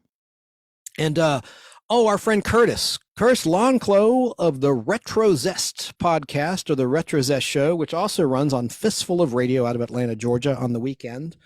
And go to retrozest.com and look at the t-shirts and other merchandise that he has to offer you some really cool stuff. And check out Dave Sundstrom on YouTube. This is, I think, the last. Oh, I have one more after this, one or two more mentions here. Dave Sundstrom on YouTube. He has a giant of a YouTube channel. He does a lot of live content, really advanced video content, like our own Basil Chesterman, Tom Williams, director at the Weather Channel, produces when his gear isn't stored because he's moving to be closer to work. And it's been in storage for some time, but he does great video as well. Dave Sundstrom. And also Pat McCormack, Golden Rage of Television. He focuses on classic television, and that's his YouTube channel. And look for him on social media platforms like Facebook. So there you go. Have an awesome week. Let me pull up our theme and we'll sign off. And I appreciate you listening and watching the show. Couldn't do it without you. And be good out there. I know you will. We'll see you next time.